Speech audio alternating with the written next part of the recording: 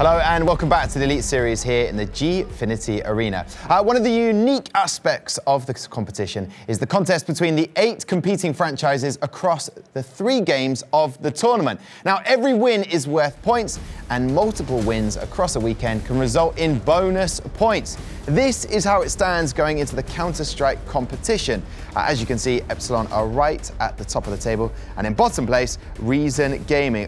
One of these franchising teams, there's a woo in the audience today, I like that. You get £75,000 is the prize pool, and obviously those bonus points. Last night, Prophecy got a win, a 3-0 whitewash in Street Fighter 5, and if they get that another win today, they could push themselves further up that table. So gentlemen, that's what's at stake for the franchises, but when it comes down to Counter-Strike today, a lot's riding on those individual performances to get into that playoff, and the guys are going to be tense and a bit nervous up there right now, aren't they, getting ready? Yeah, especially like the latest stages of the season. Like Prophecy, they're coming off that loss, they'll be thinking, oh, our back's against the wall here, we kind of need to show we're not, like that last week was just a one-time thing, we need to show we're better than this against a fellow EU team, technically. And already the fighting talks come from Smuya. I've read a couple of his tweets. He reckons this is going to be an easy win. It's not going to be an easy win, though, because Prophecy are going to have to win. They're going to come out guns blazing, excuse the pun there. They're definitely, you know, on the back foot because of the sub coming in. You know, the new player is going to be a bit of an issue for them. But for Epsilon, right, players who we didn't kind of touch on was like Cosmin, who has like his elite rating throughout the tournament is really high for the team, which means he's contributing in more than just frags and stuff. He's obviously assisting in all different facets of the game, you know, opening frags, getting the assists, having good nade usage, all that kind of stuff. And then you're the man you mentioned, Smuya, has a lot of opening kills as well, which means you're going to see a lot of aggression coming out from him from the Epsilon side. I think Epsilon definitely have the advantage coming into this matchup, mainly because of the sub. Yeah, I mean, that elite rating is an algorithm for anyone who's new to the Elite Series that basically works out the effectiveness of the play, things like clutches, diffuses, plants, stuff like that. There's some dangerous players on both teams. Who do you think is going to be the star man for both teams today? I mean, Epsilon is kind of, we highlighted like Barbar. I think he'll again be that kind of, I wouldn't say like the impact player, but he'll be that difference maker on that side. However, Prophecy, I feel like it has to be Creed just because he's coming in. If he plays really well, I think it'll be like a, oh crap, he's just come in, he's just doing all this. Yeah. But if he doesn't play well, I think he's the difference in that same negative way though. Okay. And looking at the maps, SEO, which ones will both teams try and look for as the picks begin to happen? I mean, we'll find out. I mean, what will Epsilon be looking for and what will Prophecy try and avoid, etc.? Well, in week 2, Prophecy actually said, or Quick was on the desk with us, he said, we basically veto Nuke and Inferno every week. Yep. So far, that is true. Okay. So I feel like it's very easy for a team to come in, they can be like, we don't have to look at these 2 maps. Coincidentally, Epsilon tend to veto those 2 maps. So it's kind of perfect for them, really, because they're like, we're basically playing the same team as us, technically veto-wise. So Epsilon can kind of get their pick, I feel. Like, they can do whatever they want in the veto. I think Epsilon have played Mirage the most so far. Okay. So they probably look for that, and Prophecy obviously they have success on Train and Overpass. Oh, there's a cheeky look from Barber there. I don't know what reaction was said from Prophecy there, but expecting Cash, maybe joking that Cash. So Prophecy obviously will just ban them from Nuke and Inferno. They've been it every week. Like, it seems to just be a given at this point. Cash, Cobble, that's Epsilon. Just finally they get rid of Cobble. I'm very happy they get rid of it. That's the only map they've lost so far in the Elite Series. Okay. So it's good that they're getting rid of it rather than picking it themselves. So pick from Prophecy it should be, I think, first.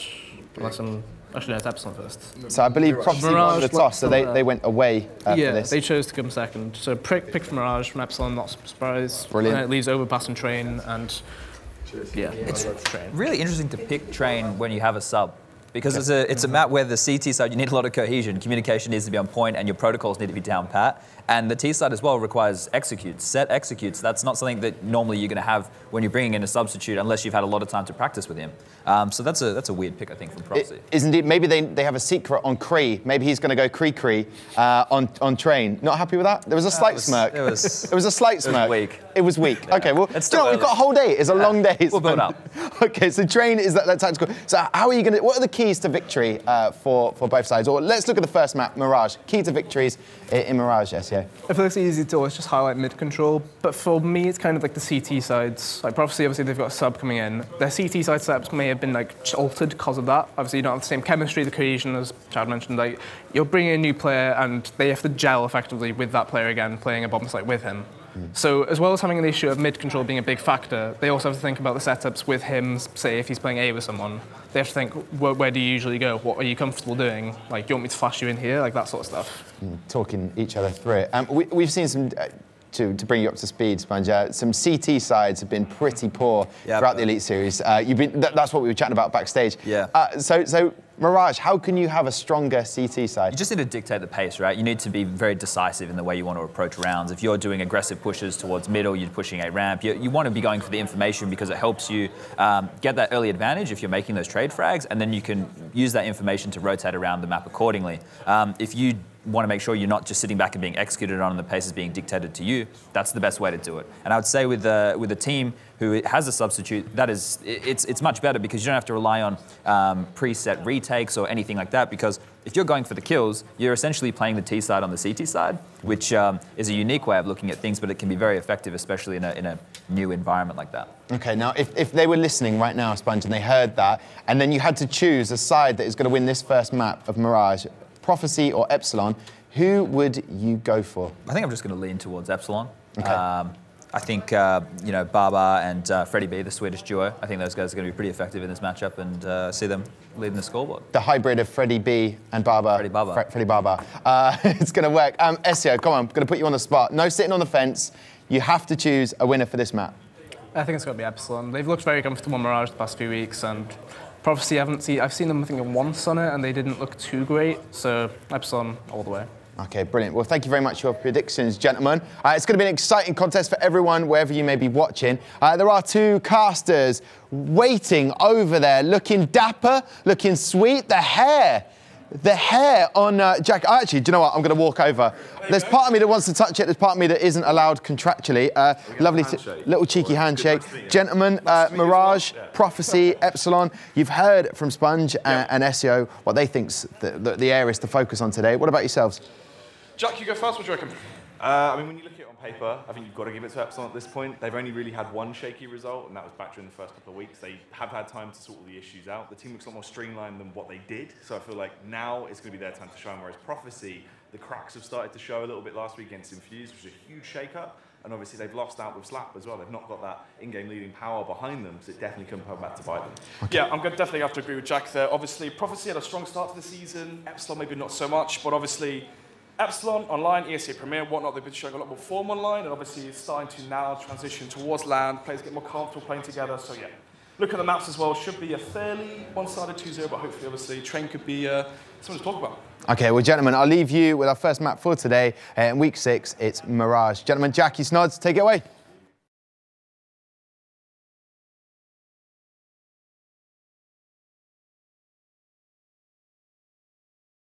All done, like that. Bosh. 10 more hours.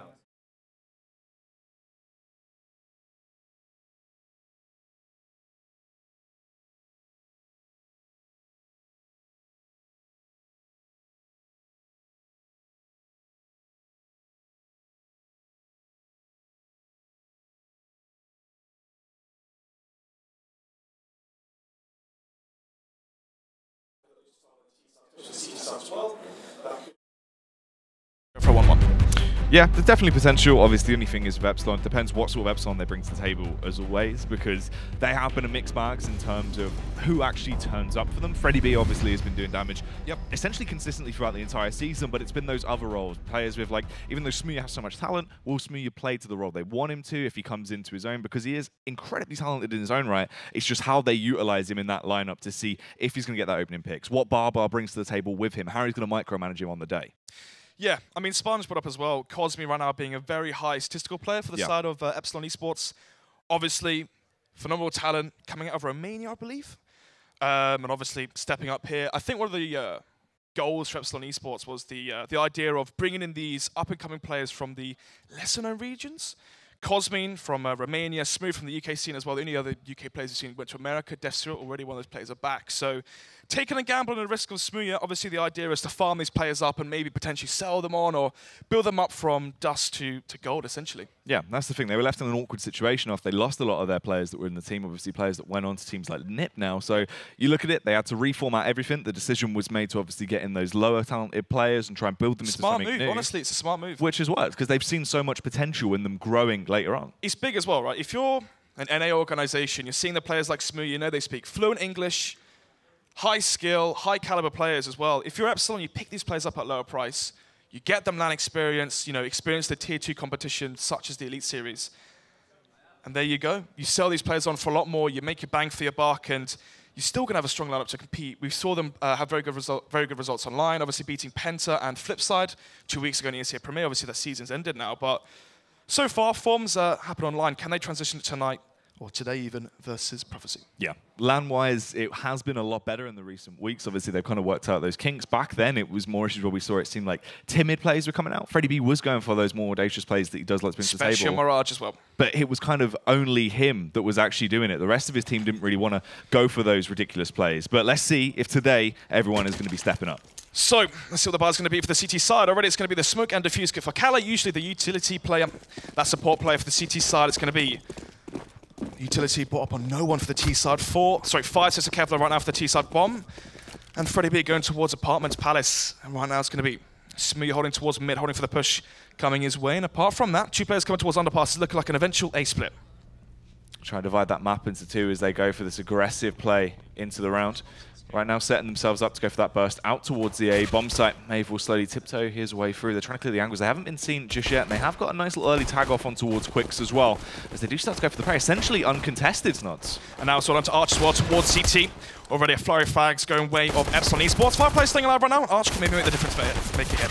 They try and overwhelm towards CT. Arch does go down. It's just Kree left trying to stay alive. The stand-in, but he will fall, unfortunately. Epsilon get that opening round on the board, grab the pistol, and get the bomb down as well.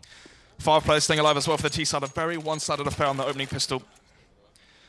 Aggressive plays coming out from Barber and Co on that T side Mirage. Obviously, the idea was going for the split towards the 8 from underpass. You make the steps going towards B Apartments, trying to force a rotation back towards B, players towards Market, players towards CT. And you saw there was only Arch alive towards CT spawn to hold off the aggression from Palace as the bomb and Freddie B flooded out of there. It's going to be 1-0 favor of Epsilon Esports. Obviously, the 4 spot's going to come up for the CT side. Colo, the AWP for Prophecy going to be saving for that gun into the first buy round. Freddie B with a nice little opening headshot as well. Juicy tap. He takes down Kolor. Another frag as well going his way. Finding his entries towards the A-bomb site. Then lose 1 man, but it's quickly traded back as Barbar will take down Kali, leaving just 2 men on the side of Prophecy. They've only done a tad bit of damage against Epsilon to the round. It's not that much economical damage coming through. Prophecy at this point still just trying to find that little bit extra. Yep, 2 versus 4 right now. Epsilon Esports have the firepower advantage with the rifles, of course. Then again, the Krill and Quicks do have Kevlar. Pistols as well in this game are so prevalent sometimes. Well, luckily for Quicks, he will eventually go down. So far, so good from Epsilon. 4 players staying alive for the T side. Obviously, no one buying up SMGs just yet, which means money not building to its full potential. But then again, having 4 players stay alive, your money will be stable. Kree as well. Just hoping he can hold on to his 5/7 armor, giving himself that little bit of an extra starting point into the following round. Epsilon, they're not going to run any risks, so they just hold back, stay alive at this point, exit together through CT, so they don't lose any weapons. And it's been fairly smooth sailing so far, only losing 1 casualty in Cosmine into the round. Yeah, Cosmine right now could also buy a Mac 10. You can use him as a utility, information play into the next round, have him probe a site, see if Prophecy on their Philly could be stacking B, stacking A. Are they playing heavy mid? Are they going to go for a crunch mid or those pistols with a flashbang maybe from 1 player? So, Cosmine could buy the Mac 10, could be the information player just to make sure that Epsilon have a clean round into round number 3, have 4, 5 stay alive, and build up as much cash as possible once you do eventually go into the buy rounds. Of course, the question is, where's Kree going to play as well with the Kevlar? Anyway, though, it's going to be the Eka coming from Prophecy. Caller right now on $3,150. He can buy an AWP into the fast buy round, but will lack utility. And you're going to have a Kevlar and AWP. It's actually going to be Cosmine buying up the AK as well, so maybe not as efficient as they could be in terms of racking in as much dollar as possible, but nevertheless, go right here, have 4 or 5 stay alive, build up as much cash as you can into the later rounds. Yeah, these 3 players situated towards the A-bomb site as well. They're going to try and get the trades back if Barbar does go out. Has the support of Smooya as well, so it should be fairly clean picking for him. Finds the first frag. They do try and trade. He gets the tag off, but he couldn't quite finish up. This allows Smooya to peek out as well. Takes down Arch. Smooya gets quite confident as well. Extends further. Takes down Kali. As they've now secured control of the A-bomb site, they can block off jungle. It's just Quicks there. He does have a little bit of support in Kree. It clears the angle. It's very simple stuff right now, and it seems like that should be all 3 rounds secured for Epsilon off the back of this. No one goes down as well. Yeah, one of the advantages as well is if you do buy the 5 AKs and you don't go for an SMG, of course, when you go into the first buy, you'd have to drop an SMG, maybe pick up an AK instead of a Mac 10. So no players run having to rebuy firepower. Obviously, some players have to rebuy utility, but it's only a couple $100, so it won't really dent the bank too much. Going to go into the first bar right now. Momentum in the side of Epsilon. Are they going to go for a fast, audacious, and aggressive play towards middle? Or are they going to play a slow default and see if Prophecy will get a bit too aggro and walk into their crossfires? Kolo's done the AWP this time around as well. He can be such a monster with the weapon. He peeks out early, does spot them out and gets the info, but he couldn't find the initial frag. That would have given him a nice advantage into the round. They can go for the bleed split now as well. They know it's only down to 2 players, or even 1 now. Kree alone towards B side. Can he hold off the push? Great. Has to try and find at least 2 frags. Hit by his teammates. Time to rotate over. A bit of a struggle comes out, but he finds the double kill as he dispatches them. The 3rd man will overpower him, though. It's Smooya on the site. He has an AK. It's a 1v3. If there's someone you want in the scenario, it's him. Smooya on the 1 versus 3. No kits on the CT side, so if you can play the long game here, try and draw this out to a 1 versus 1 potentially, time could be in his favor. Look at the confidence as well. Plays around the smoke. He's trying to play it smart as he will push through, but they tag him down. They're aware of his location. He's left with 4 HP. It's just an easy spam, and they will get the round. They would have heard the tag through the smoke as well, so as soon as they landed the bullets, they knew exactly where Smooya. As long as the fact that as soon as Kolos showed his presence towards connector with the AWP, you saw very fast supply coming out from Epsilon, smoking window, smoking connector, and going fast up short. The reason is, as soon as you know that AWP is towards stairs and top of connector, you know he's later for rotation towards B. They isolate Kree alone towards that B bomb site, but unfortunately for Epsilon Esports, the Prophecy stand in Kree definitely set up the 2 big anchor kills for him. Holds off the assault from Epsilon. It's going to be 1 to 3 as the first Byron goes in favor of the CT side. Yeah, that was very nicely done. If Kree weren't able to find those frags towards B, it could have been an entirely different story. Smooya are actually whipping out the AWP as well. This is where it is prime. He's going to be the apex predator now, roaming around the map, trying to find those very explosive entries that give Epsilon the bit of leeway they need into the round. He does fall short towards mid initially, and there is no reface for Prophecy either. Cosmin now coming towards underpass. Also got Barbar towards Palace. So it's looking like an eventual A split through connector. Question is, though, can they get control of some of the map right now? CT side is going to leave Kree alone towards the B-bomb site. It's a good call here coming out from Quicks. Rotating towards jungle, they're stacking 4 players towards the A portion of the map. They have faith in Kree, they're standing. He delivered last time, and it's going to grant them faith. They can hold it again. So it's going to be the 4-player split through mid, potentially through connector. If they can pull this one off, can Epsilon reset the bank of Prophecy? If they're able to pick up this round, it would put them in a good spot economically. They could try and further that lead with a good bit of buffer. Right now, they're taking the aggression towards connector. There is a choke point in play. Kali will be the one defending it, but he wide faces. Smooya is able to get the opening frag. They don't even know of the location of Cosmin as well as they slowly make their approach through. But Quicks tries to play around the smoke, but he will fall. Kola and Arch do come into effect, though, getting themselves back into a 3 versus 3. Barber has other ideas. That's a beautiful double kill that comes out as he snaps them down. Kree now as well. Going to throw in the tower and save in this scenario. It's going to be the 1 versus 3. No kit, just a flashbang. No real hope for him to win this round. It's going to be cutting his losses. And Keita, if we can see the money, please, just to see if there's any drops that eventually could come up from Prophecy. They'll only get 1.4k into the bank. So, Kolo, he can buy. Arch can buy as well. Kree, this is the problem, right? In a dream scenario, you'd have Kree with, what, $2,000 in the bank right now. He gets 1.4k. He can drop over an M4. You got 2 extra M4s. Dream scenario is 4 rifles and maybe a UMP onto Arch or something, right? Unfortunately for them, I believe the best buy they could possibly get would be 3 M4s, 5.7 UMP maybe.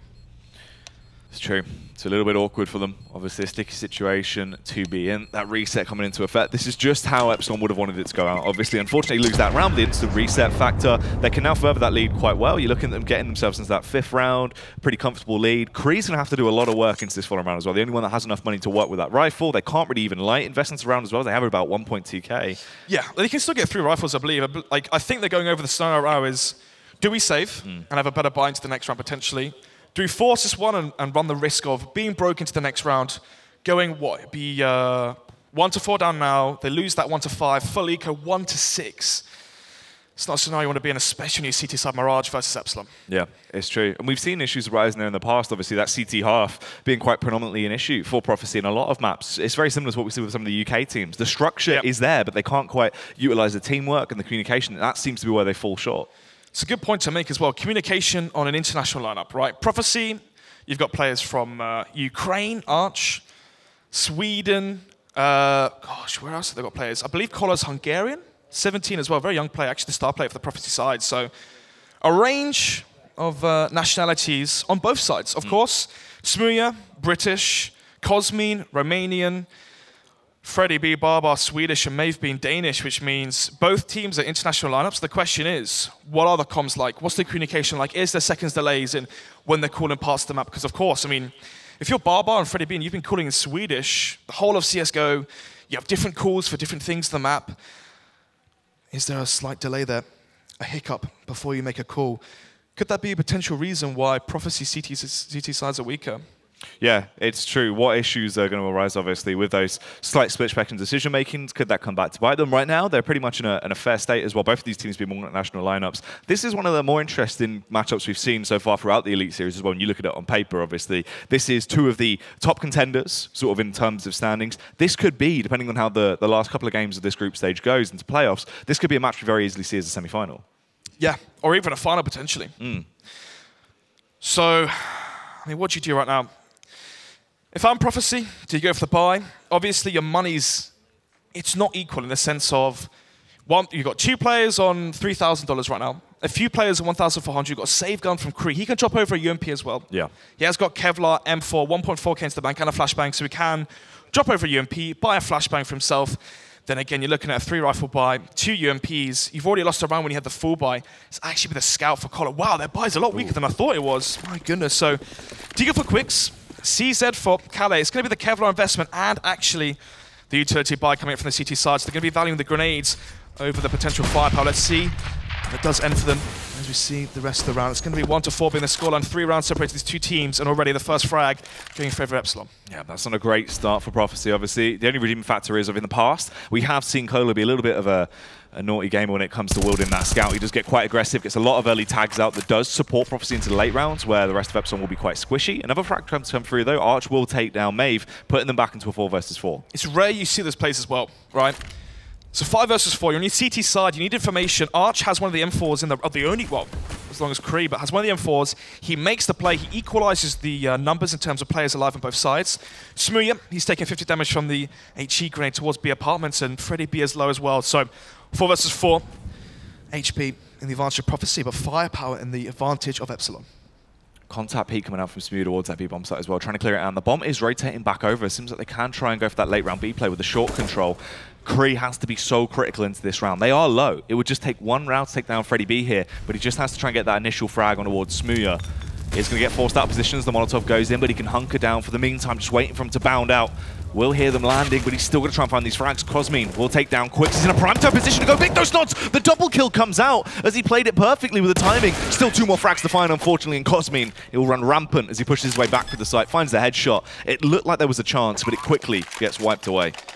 Epsilon must be dumbfounded at how he can be caught. Obviously, Smuja thought he mollied it too deep. It didn't actually flush out Kree there. It was just under balcony. Allowed to get 2 kills, stop the bomb from going down, but it wasn't quite enough. Prophecy, they need to be rallying around the plays that are coming up from Kree right now towards the big bomb site. It's 2 rounds down on the trot. He's at the 2K, the anchor kills to hold off this assault, but already Freddie B playing aggressive versus Freddie B with the contact opener. He's so low, though. He can't try and overextend off the back of that. Has to fall back immediately. He still gets the entry. Yeah, it's not worth it right now. Freddie B, he can try and go for the kills, but he can't give away the $3,000, $4,000 worth of investment he has in having the utility and the AK. Yeah, doesn't want to give that AK away for free either. Prophecy can go on to save that or attempt to potentially use it against them if they do scavenge the Kalashnikov. Kree, the last one standing as well, will make his approach over from short. Just going to be scoping out what's going on. Can't quite land the tags, and Smuja will use that time against him. Does find the kill. It's a very easy round coming out. No casualties. So, it's the scenario that I pictured. 1-6 is the scoreline now. 5 rounds separated these 2 teams. Epsilon on their T side. They had 5 alive as well into that round, which means their money is going to be in a good scenario, in a good position for them leading into the rest of the half. Question right now for Prophecy is, do you change things up? Do you get aggressive towards the apartments, get the information you need, know that it's going to be an ace split potentially coming in? Or do you play nice and passive, allow the T aggression and the assault to come in and try and have good crossfires, good setups on your sites, and mow the Ts down that way? And with a run out, 5 players from the Epsilon side, outside A-ramp, going to be lining up the smokes here, pinning their grenades, and ready to do the execution. Going to be setting themselves up right now as they do have the utility to play with. Obviously, they can block off those lines of sight, force Prophecy to bend and have to readjust their situation, allowing Epsilon to push their way further into that bomb site. It's only 1 line of defense right now. And that is going to be Arch. He's in position with the M4 playing for close CT. Does have the back of his teammate starting to rotate over. Smooya catches off the late round rotating quicks as well. And you can see them, they haven't even fully committed to this. That's been a full, it's a full bait. Prophecy falling for it in a matter of seconds. Now trying to readjust as well. Full committal towards B. Once again, it's just Arch towards the A bomb site. And A is where the true attack is going down, Snods. They've been absolutely lampooned. It's the ball that cried wolf. Epsilon, so successful on their takes. Prophecy are forced to go for an over-rotation as Smooya catches them off guard. It's going to be the 5 vs 4, but finally the site is going to be Epsilon's. Rotate back over. They are going to go for a cheeky little boost here as well. Arch in the elevated angle tries to spot him out as he's perched up, but he's just receiving a gift of bullets right now as he just gets shot down, forced to fall back once again. Kale could go for a cheeky play here as he wants to try and push his way back through. Isn't going to dive in towards Sandwich zone. He gets pushed as well. The headshot will come through off the back of Cosmine. And they're starting to let this one slip away. They can't retake efficiently. They're not even getting themselves those openers to give themselves a fair standing. Gets worse as well, Jack. No kits right now for the CT side. Round number 8. And you're still in a scenario where you can't have any chance of going into the retakes. Creep spotted out towards CT as well. May not even save his F4. Yeah, struggling right now as he will just go for the pre-fire, hoping to spam his way through. But they do push into him and attempt to take him down. But everyone is falling. It's just left on Cola. He does not want to give away this AWP. Luckily enough, Barbar does peek into him. We'll give him 1 kill for free. If they just keep on running straight through as well, Cola might be able to stay alive and just find a couple of frags here towards the end. But it's going to get heated now. Gets overwhelmed as Freddy B doesn't miss a trick. Once again, Epsilon taking another round. Their call up. You can see the dissatisfaction in his face. He knows exactly the scenario that his team is faced right now. 1 to 7 down. They're going to be forced into a quasi-buy once again. They have lost multiple rounds in a row, so their round loss bonus will be stacked up. They can go for a Kevlar, pistol buy. Then again, Jack, we've already seen what happens. I mean, Freddy B walking out ramp, headshots galore, and it's going to be the quasi-buy coming up from the CT side. 1 to 7 is the scoreline. We're going to round number 9. 5 AK buy once again from Epsilon. They don't even need the up onto Smooya. The raw firepower coming out from these rifles is too hot to handle right now for Prophecy. Just going to go for the stack play as well. Take a little bit of shock and awe. Just situate yourself towards that A-bomb site. Hope they go for the gamble play. If they do, you've got a chance to try and overwhelm them. It's the best attempt they have into the round. Yeah, they're so far behind. They have to take risks trying to get back into this one. Freddy B once again towards A ramp, trying to see if he can spot a stack and try and get the first initial kill in his favor for his team. They're going to go for the split play as well. Smooya entry, and as they try and tiptoe their way through, they actually go for the double push. They overwhelm Freddy B and they're able to take him down. Can scavenge that weapon, give themselves a little bit more firepower in their arsenal. But here come out the easy frags for Epsilon. They're just tearing their way through everyone in a matter of seconds. Nice frag from Kale though. He's in a 1 versus 2. He is low. He's done a fair bit of damage with the P250. Wide faces, and Cosmine isn't going to allow any more shenanigans. Yep, Barbar was low as well towards Palace. A glimmer of hope there, but unfortunately, all doesn't end well for Prophecy on that quasi-buy. Did get 3 kills though, but the problem is right now, Jack, it's not about the kills, it's not about the money, it's about the rounds. You're 1 to 8 down. You're in a 7-round deficit on your CT side Mirage, first game of the day as well. As we go into round number 10, it's going to be a 7-round deficit for Prophecy. Double up setup's going to be their retaliation to the current assault they're facing from Epsilon. Arch and Call Up, how are they going to utilize his AWPs to try and get the first kill? It's going to be heavy presence from the T side. Already the first kill going in favor of the CT side, but can they hold off this assault now from Kree? This is the thing, the play was towards the B-bomb set. Those AWPs can't really support the situation they're not in. Quicks has to rotate over, but it's a little bit too late. Cosmine already had a good angle to try and find the headshot, and they've decimated everyone that was situated towards B. Epsilon just rolling over Prophecy towards these sites. They're winning every single Angel. And they really have no answer to the raw skill and firepower coming up from Epsilon. They've had good stacks. They've had some good information plays. Simply put, Jack, they don't have the individual skill to match up currently. Smooya will throw away the AWP though, alone.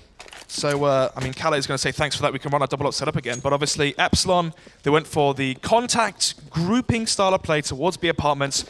Cray once again, last alive. The only player alive towards the B bomb site gets swarmed. And of course, it's going to be 9 to 1 now. A very one-sided half count for Epsilon, as they've already won it after just 11 rounds. Yep, swiftly done. Arch will actually find a little bit of a frag towards the end. Obviously, does take down Maeve, but it's nothing really too much to write home about. Doesn't give them anything to really aid them. Redeeming factor was, as you sort of touched on there, obviously Prophecy can still run the double up setup. They scavenge that extra weapon off of Smooya. But it's how they utilize it. Into that previous round, we saw no real benefits that all coming into play. They didn't find that initial entry towards mid either, where the T's did push out to create distraction. Late round contact playing towards B, they just overwhelmed Kree. He couldn't do it. It wasn't in a good position. Was trying to fall back towards Forest and just fell because of it. Yeah, I mean, what's crucial as well is the fact that they did have 2 players stay alive with the AWPs. So they can drop over M4s if they do seem it fit. Obviously, you've tried the double up setup. Epsilon just walk literally over you. You saw the replay there from Cosme, just headshot onto the player default, peeks out short, headshot onto the player short.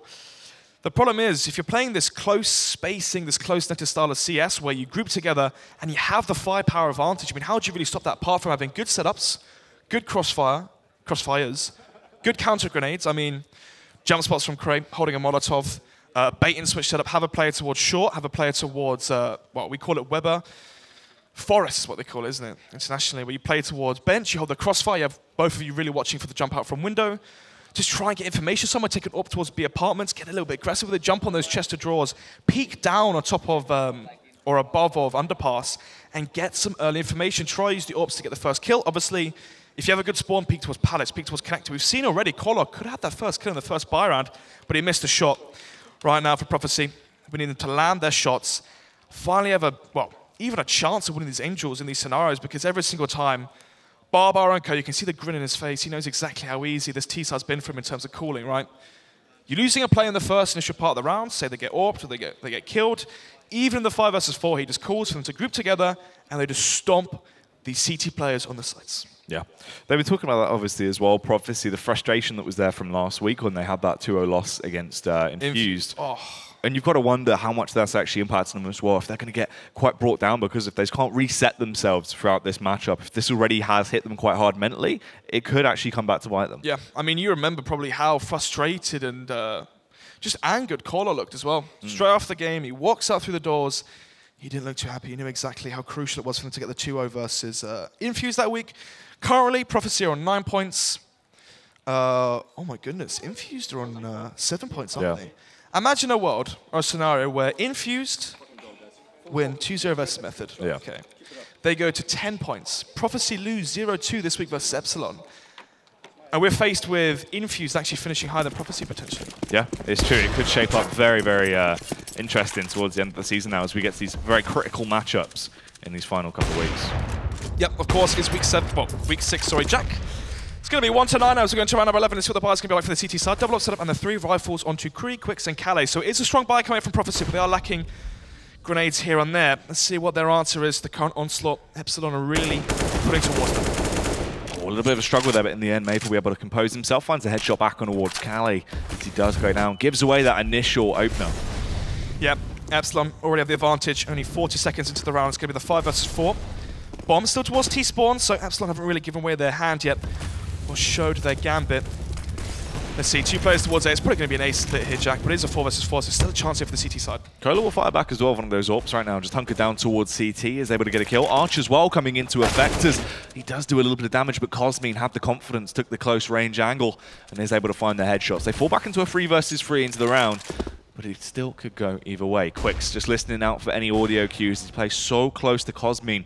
If he finds the kill, gives him a huge advantage to the round. Has no reason to peek just yet. Plays the timing correctly, though, as he will get the headshot. But the true play, the bomb is rotating off towards that B bomb site. They've forced such a massive rotate. All Baba has to do, essentially, is stay alive and delay them. They've fallen for this. They believe it is a play towards A, when in true, Freddy Bree is sprinting over there. He's doing a marathon to tuck down at B.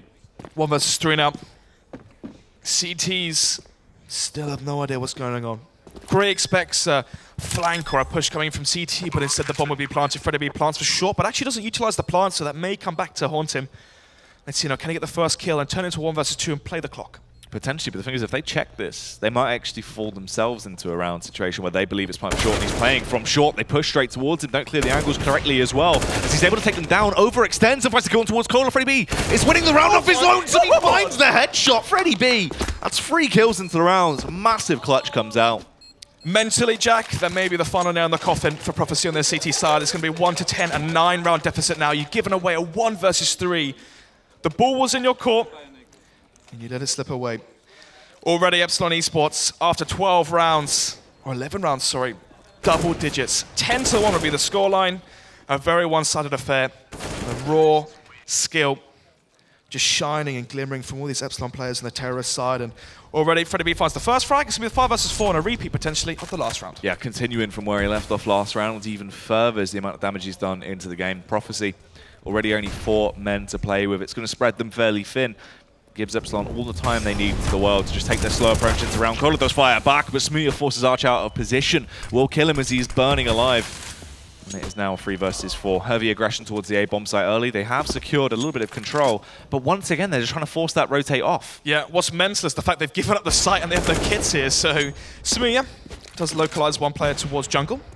Jumps up on top of Tetris, trying to attack from a different angle, trying to catch him off guard, but instead, T's have control of the site, but they don't realize it just yet. But once the bomb is down, if it does go down, no Kevlar to the AWP for the retake and no kits. So if this smoke spam comes through from Barbar, it could pay dividends. But overall, of course, Quicks gets aggressive, finds a double kill. Oh, nicely done from Quicks there, actually. He had to try and spice it up a little bit, went for the aggressive play. This completely changes the round on its head, but Smooya is trying to bite back. He's aware there's a player towards CT as well. Barely mixed in the pistol shot right now, but he doubles it up as he finds the frag back on towards Kree. He's left in a 1 versus 1. The bomb is down, but it's easily recoverable as it's just ahead of him. He's just waiting for the peek from Quicks. He swings wide, but he misses the shot. Quicks will take him down with the Famous. Could you imagine back-to-back 1 versus 3s from Epsilon? I mean, that could spell the end for even the next map as well, coming on to Train. A big issue, again, is the fact that it was a 1 versus 3. You didn't play it correctly. You didn't play it clean or clinical or structured. You didn't play for a refrag or anything. One player stays alive. You have a 1 versus 3, you lose it versus Freddy B. You have a 1 versus 3, you allow Smooth to get 1 kill towards Connector, and then again, an unchallenged kill towards CT. So, 1 player staying alive for Prophecy. They've won their round, but look at their buy. Tamas, UMP, 004 buying an AWP, but speaking of the AWP, Kola finds the first, and finally the AWP is brought towards B apartments.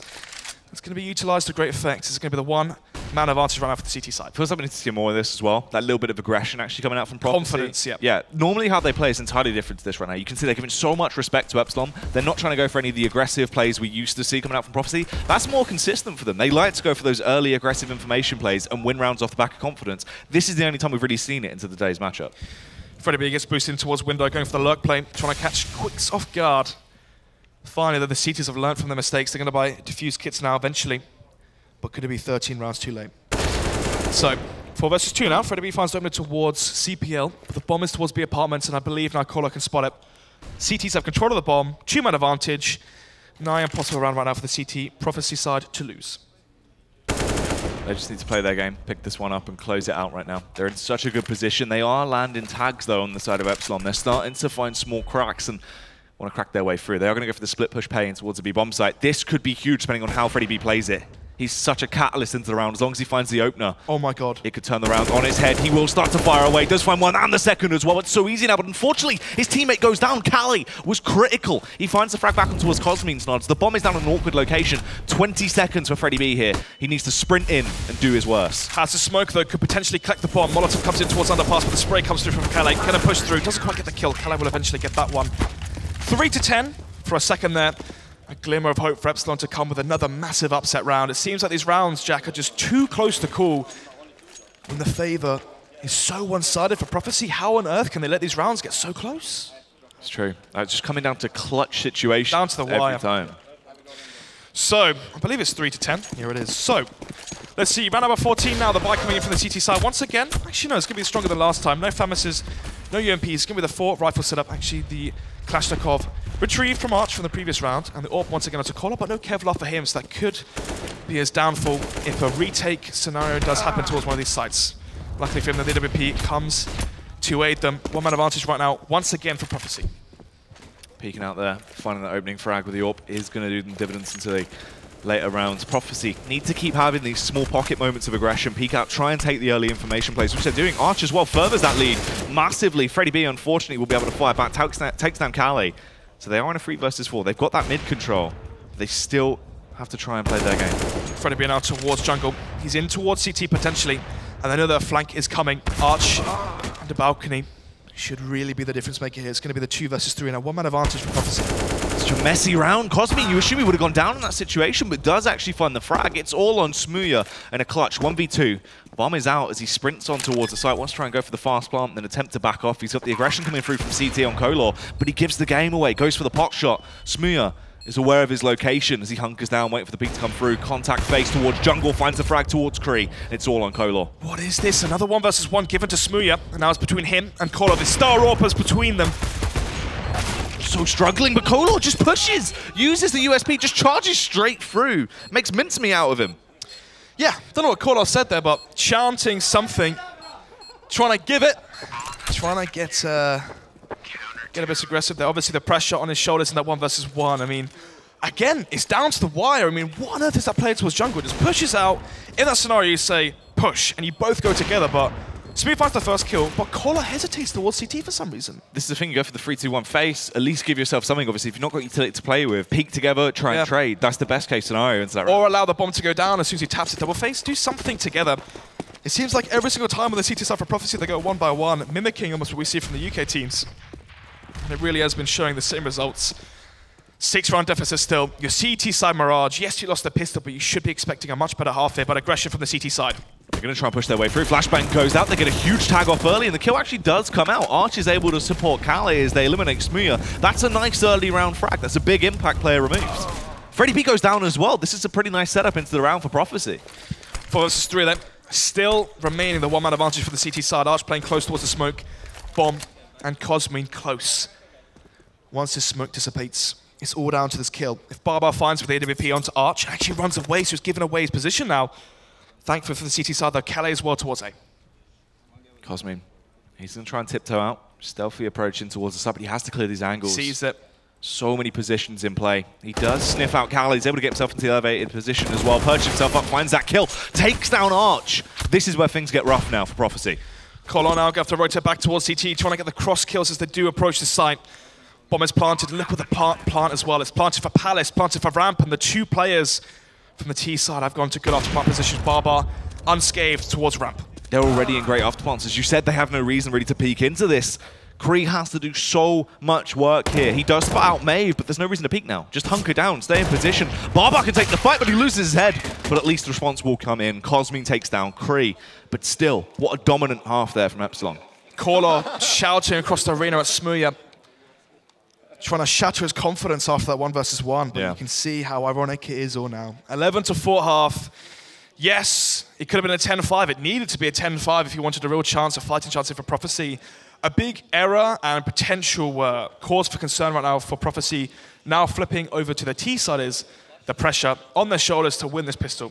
If they lose this, they lose the force buy, lose the eco, so they don't get the bomb down. It could easily be a 14-4 scoreline. And Jack, at that point, you really are looking at a very one-sided affair in the first map. It's true. It's sort of going the way we predicted it to right now. At this point, obviously, Epsilon just looking like an unstoppable force, charging their way through. There was a couple of rounds where Prophecy started to get themselves out of the box. They didn't look as pent in. They looked like they actually had a little bit of confidence to display, but it was too thin and far. Yeah, I mean, when you look at these teams on paper as well, right? 2 international lineups. They play that sort of loose style. I mean, you're seeing the T-sides coming out from Epsilon, how Barbar's calling it. They're allowing Smooth to do whatever he wants. Freddy B can do what he wants. Cosmin towards underpass. He's been boosted towards windows, getting aggressive towards connector. They're allowing the players to play loose. I mean, when we first saw Epsilon play, right, when they played versus Method and dropped a map on Cobblestone, they looked so rigid and tentative and scared to push. Feels like they've really found their comfort in this lineup now, the international squad from Epsilon, and it really is showing. The problem is, you look at these 2 teams on paper, you've got the similar play style, they're both international, but one team, Jack, is definitely more skilled, and right now the scoreline, the scoreboard definitely represents it. Anyway, the round number 16, the second pistol is going to be the smoke diffuser on Maeve, and a fast play towards A from Prophecy.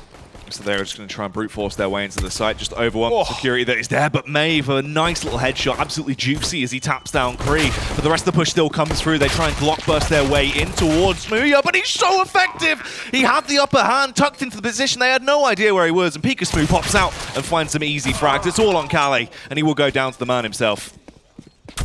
Oh, and Butterfield there, butters up those 3 players towards jungle and sends them packing.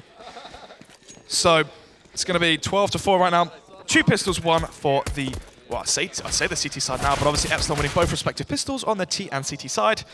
12-4. Obviously, the bomb did not go down for Prophecy, so they're going to be forced to force buy into this round number 17. But if I'm Quicks right now, I might be calling a force buy every single round because you need rounds on the board ASAP. Yeah, you just need to try and get any lifeline you could possibly find. Scavenge something together. Give yourself any potential into the round because it looks dire. Obviously, charged into this one, they're going to go against a couple of SMGs as well. You've got the 2 UMPs in play. Barbar and Maeve, they can just wrap up cash. Oh, but they actually go for a different investment as well. Quite heavy on the rifles. Rifles on the CT side, but Glocks and no Kevlar for the T side. So maybe they're going to go for a UMP buy into round number 18. Potentially into this one. They do get the first contact as Freddy B takes the aggression, but he will fall. 2 big tags, Kree and Holo, are going to be limping around my map right now. Does find one kill, so they peek out towards Smooya. But look at all these tags early into the round. Smooya's just picking them off as they're so low. Oh, he's loving the elite rating, isn't he? Just treats it like RWS, trying to farm up as much or as big of stats as he can possibly get. Ooh. Quicks now, though, potentially makes this one winnable. Yeah, Quick's in a good position as he finds a double kill. He scavenges that M4, gets behind them, flanks towards Connector. Off the back of that kill now, left in a 1v1. He can recover the bomb. Maeve's really far behind. Yeah, but look at the timing here. Quicks isn't going to clear out Connector because he just come from that position of the map. Maeve actually going to be hunkering down towards stairs. No, he will eventually slip out and see if he's going to spot Quicks. But look at the timing here. Maeve is eventually going to clear mid, but Quicks has got the better timing. He's gone back towards T-spawn. Can potentially think about where he wants to relocate. Which part of the map is he going to go? And it's looking like he's eventually going to walk towards the B-bomb site. Kit, flashbang for Maeve and the UMP. No Kevlar though for Quicks. So once the bomb is down, if Maeve lands that first bullet, causes the aim punch, that could spell the end here. It's very true. He has the smoke to try and give him a little bit of cover into the round. Obviously, he can try and pull out some shenanigans with that, but he needs to be so effective into his place nods. There can be no room for mistakes at all into this. Maeve has nothing to lose in this scenario as well. You're in a 12 versus 4. He can just literally run at Quicks. He knows he's going to have no Kevlar on a weak buy. So, actually, no, we'll play this one more tentative, playing this one more methodical than I anticipated. So, let's see what we can do here. Pushes his way out, going to try and clear these angles, suspecting that he is towards the site as he gives the game away as well, fires off a couple of pot shots, so Quicks knows he is fully committed to this and he's pushed in. You can see Maeve clearing all of these angles though, wasting so much time right now. All he has to do is look at the bombs planted for and it gives exactly where the game away is. He pushes his way back down, but Quicks just peeks out. Quicks able to land the tags, nearly takes him down. Double face comes through as well, and Quicks will do so. It's a massive 4K into the round. Maeve looked quite confused into that. Did indeed. I mean, all you had to do is see the plant was planted for short. And yes, I mean, he could be behind bench. Fair enough, you cleared that out, but pushing the way towards B-apps, maybe not the most effective use of your time. Huge round from the Swede himself, though. He's been looking good, obviously, all the way throughout the Elite Series for Prophecy. He's been situated to, you know, in tournament. I think we did see Quicks, obviously, within that top 3 fraggers. He has been looking good throughout the season. Yeah, I mean, that was the initial part of it as well. When Prophecy had the, quote-unquote, easier games, you know, your Reasons, your Excels, your Infused and whatnot. Well, I say Infused, they got 2-0 by Infused. I'm talking about, give me another UK team. Method, there you go. Just list off all the UK teams and say they're the easy ones. But anyway, it's going to be round number 18 here, Jack. 5-12 with the scoreline. Prophecy with a big upset round, having no Kevlar, but still able to bring back the win. Cali finds the first, so 5 versus 4. They do have a little bit to play with on the side of Epsilon. They have those pistols. They can be incredibly dangerous with these Deagles as well. We've seen that in the past. Obviously, Epsilon picking up rounds when they have nothing really to play with, just a couple of Deagles between, say, Freddy B and Smooya. Smooya, he's going to be able to stay alive, but he's low. But Freddy B will actually fall. They're losing their damaging players into the round. How many kills is Quicks on right now? Can we see the scoreboard real quick, if that's okay? So, Quicks 17-16, and obviously Smooya leading the charge on that CT side. So, Quicks, you'd expect it to be call-up. Top right again, but anyway, as long as someone's dealing the damage, that's all they need. They're actually going to try and push their way around towards short as well. Cosmin in a nice position, finds the easy headshot. That 5-7 up close and personal could be such a nuisance as he does damage! Cosmin! That's a hat-trick spray down with a 5-7. No trade kills come out. It's going to be the 3 versus 2, but thankfully for Prophecy, they have the firepower advantage and the HP advantage as well. They're going to smoke off Connector. They have to retrieve the bomb somehow. This is ludicrous stuff on display. He's grabbed himself an AK as well. He jumped. They heard it. Oh, they know to try and push through, but they're not going to clear the angle. Cosmin! He baits effectively. His teammate jumps, forces him to push in. Cosmin hunkers down. That's an ace. It's one of the best aces we've seen so far on the Elite Series. Cosmin there, Romanian star player, smiling and giggling away. He knows exactly how big that play was to bring him back in. Bring them back into this game. They've already got a 7-round advantage, but make it 8 now as we go into round number 19. Money shattered for the T-side economy. It's going to be the AWP coming out from Call-Up, but once again, the glass cannonated MVP for the Hungarian star player. Smooth with the AWP as well for the CT side. And going into this one, you were looking at the AWP versus AWP battle, but it seems like Smooth has really been taking the lead of that one. Prophecy on the T-side right now, pinning, smokes towards A. It's looking like a fairly simple execution towards that A-bomb side. Kolo, he's going to have to face from ramp right now. Needs to try and get the explosive entry, make the difference for them into this round. If he doesn't find anything here, it could affect them so much into the late round. He's going to lead the charge, has the support of his teammates now as they push their way through. The smokes are going to go down. Flashbangs to aid them to get out as well. They're soaring through the skies to give them a little bit of leg room they need to actually secure the site. Smokes have gone through. The CTs are bending. They're not overextending. They don't want to give away anything into the round. Just fall back and attempt to retake this one together, as they now know it is the full commit towards the A site. Barbar will spam through as his teammate has arrived to give him support, but they fall. The early push towards CT works out. They use their aggression and man numbers to actually overpower Epsilon. 2 versus 5. Now Cosme makes it 2 versus 4, but the terrorists have control of the afterplan position from CT. They hunker down towards CT. The nade will go out, but it is going to fall short. Doesn't really get anyone that low, as he will just try and push on towards the bomb. They flood back towards him. Cosme doing damage. He finds the headshots, but he's still got to clear all of these angles. He knows he's in an awkward location. Cola will peek out. They didn't have much to play over in the round, but they use their brute force, and they pick it up. Aggression towards CT from the terrorist side catches Epsilon Esports off guard. As soon as you have control of CT in the afterplan position, the bomb's planted for you. You've got 4 versus 2. You've got the 2-man advantage. You can double face. Go for the refrag towards Cosme. It should be a near impossible round for them to win. It's going to be 13-6 down, round number 20. And it's going to be the AWP and Kevlar finally for Caller. And a 4 AK bar to finish off the rest of what's left in the inventory. It's going to be the Folika coming up from the CT side, though. Epsilon ready for round number 21. Early aggression on display as well. Look at that. Smooth just floods his way through. Thunderfooting in towards Palace. Gets smocked out and will actually go down. It's just an easy headshot for Calais. So they've already lost that opening man. Yep. So, man advantage run up for Prophecy. Issue here is, you know, if this was the first half, if it was 5-5, 5-4 is the scoreline, I'd be saying, okay, you want 4, 5, stay alive, build up your economy. But the problem is here, you need rounds on the board. It's not about having 5, 4, stay alive. It's about getting 7, 8, breaking the economy again, 9, 10, and coming back into the game by breaking that CT economy. Yeah, you have to try and reset them, keep it moving, and try and get them into really awkward spots where they can't return effectively into the game. That economy on the CT side can be so vulnerable. But right now, Prophecy just going to be trying to play it incredibly slow. They don't want to overextend, push into a crossfire where Epsilon are going to be so affected. These pistols, their only real prowess is in close-range combats. Prophecy, they play it smart. Just hold back, wait for Epsilon to make the first mistake. It is going to be Quicks, though, making the slow entry towards B. Yep. All on to Cosme now. Has no Kevlar, just a P250. Just get the early tags, though. No one clears it towards Forest. Quicks wasn't able to clear the angle effectively, so he goes down. Stays alive to buy his teammates enough time to rotate over, but it's only going to be a Maeve that arrives on the scene. It's a little bit too late. It is indeed, Jack. 4 versus 3, no Kevlar for the CT side, just Deagles in their inventory and arsenal. Not really too much they can do here in this scenario. It's probably going to be 7-13. Prophecy, they need to win the next buy round, break the economy again, try and win versus these pistol Kevlar buys, these half buys or whatever.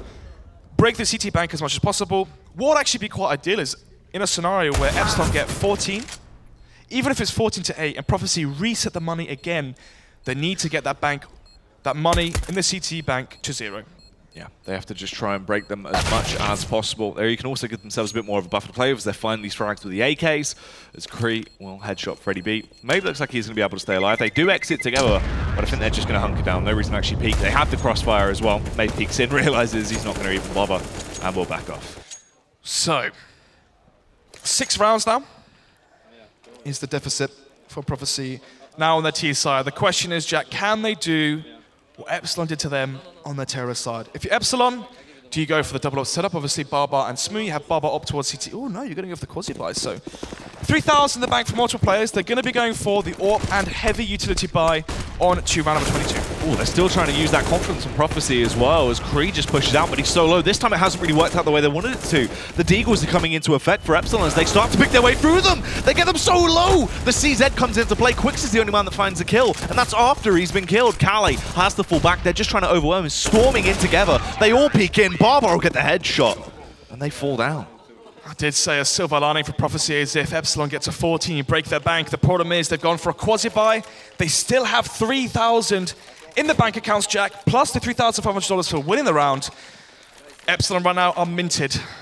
So, round number 22, buy coming out. Look at the money, 4,000 in the bank of 4 players there. So even if Prophecy try and reset the money, Epsilon can still buy into round number 23.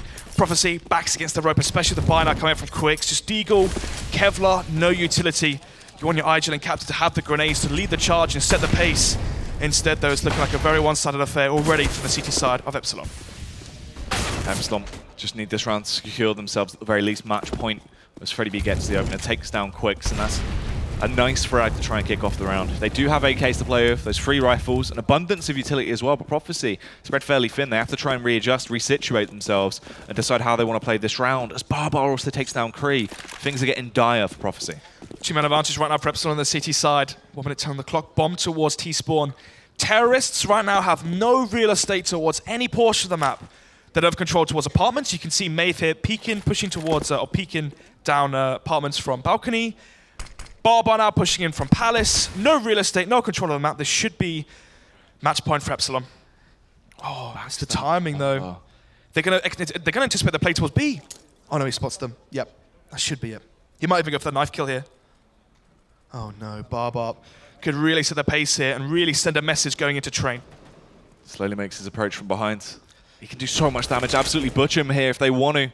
As he is just going to get behind them. He's in position. He's going to go for the knife as well. They have no idea. That's the first frag. Finds the headshot as well. Barbar does damage. Single-handedly explodes into the site. Rips his way for everyone. That's match point secured. Smia will take down Arch. Barbar is playing with this food. There's going to be match point now.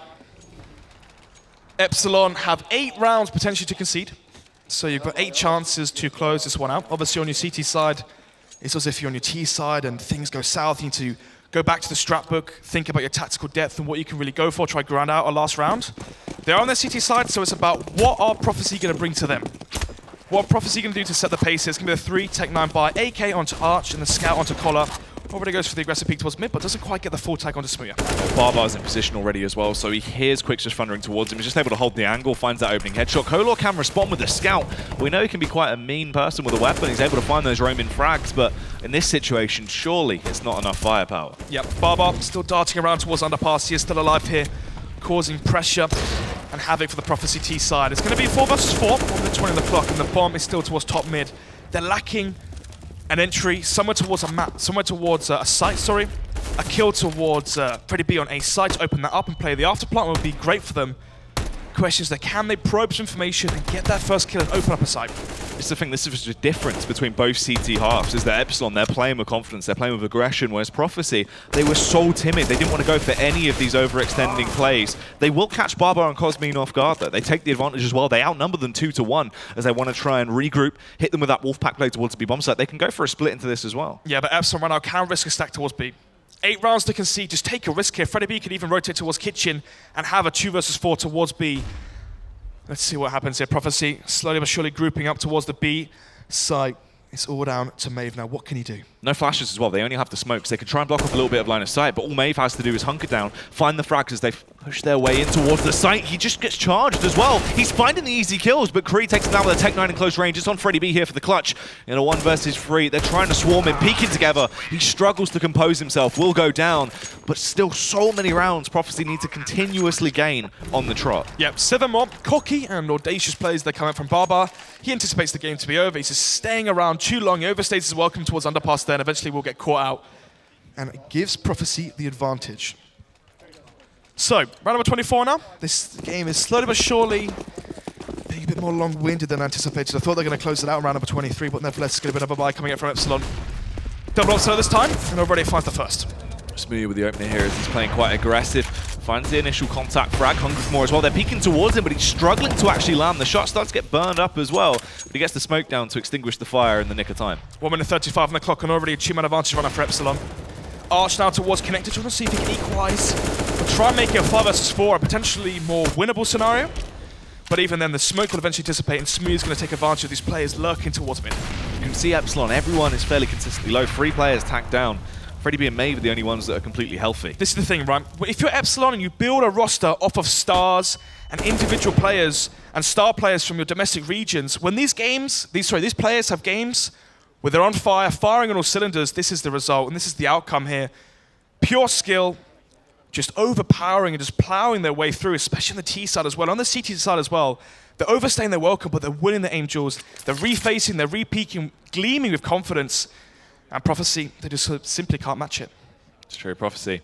They've just looked way too timid today. They've gone into it with a different mindset. They're giving too much respect to Epsilon. We saw that in the first half, and they haven't been able to resituate themselves and re-establish themselves as a powerhouse. Yep, maybe the game versus Infuse has shaken them.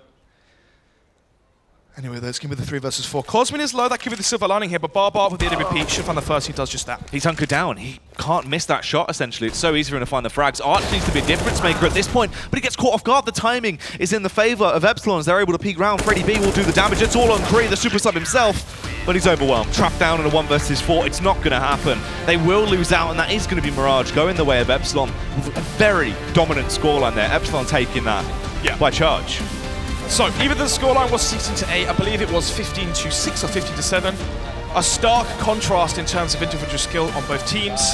Smooya, Cosmine just plowing their way through the CT sides of Prophecy, and the best way I would do to describe this match was simply put 11-4 T side, where the Terror side, Epsilon just ran over Prophecy on the respective CT side, and Epsilon winning both pistols. I mean, you win both pistols, you have an 11-4 scoreline. Already it was a, well, back of the massive play from Quicks on that full eco. You take that away and it was a 13-4, I believe, so very one-sided affair. Obviously, the next map is Train. We saw Prophecy win versus Empire on Train. They played very well on the T side. Let's see if they can mirror that, and if they can deliver in the second map here. It's true. Let's see what we'll deliver over on the desk, though, as we head back over to Tom and the guys on the desk. Thank you very much. Gentlemen, Snods and Jackie, I'll tell you what we'll do after that great map 1 at Mirage. We'll get all the analysis after a quick little break.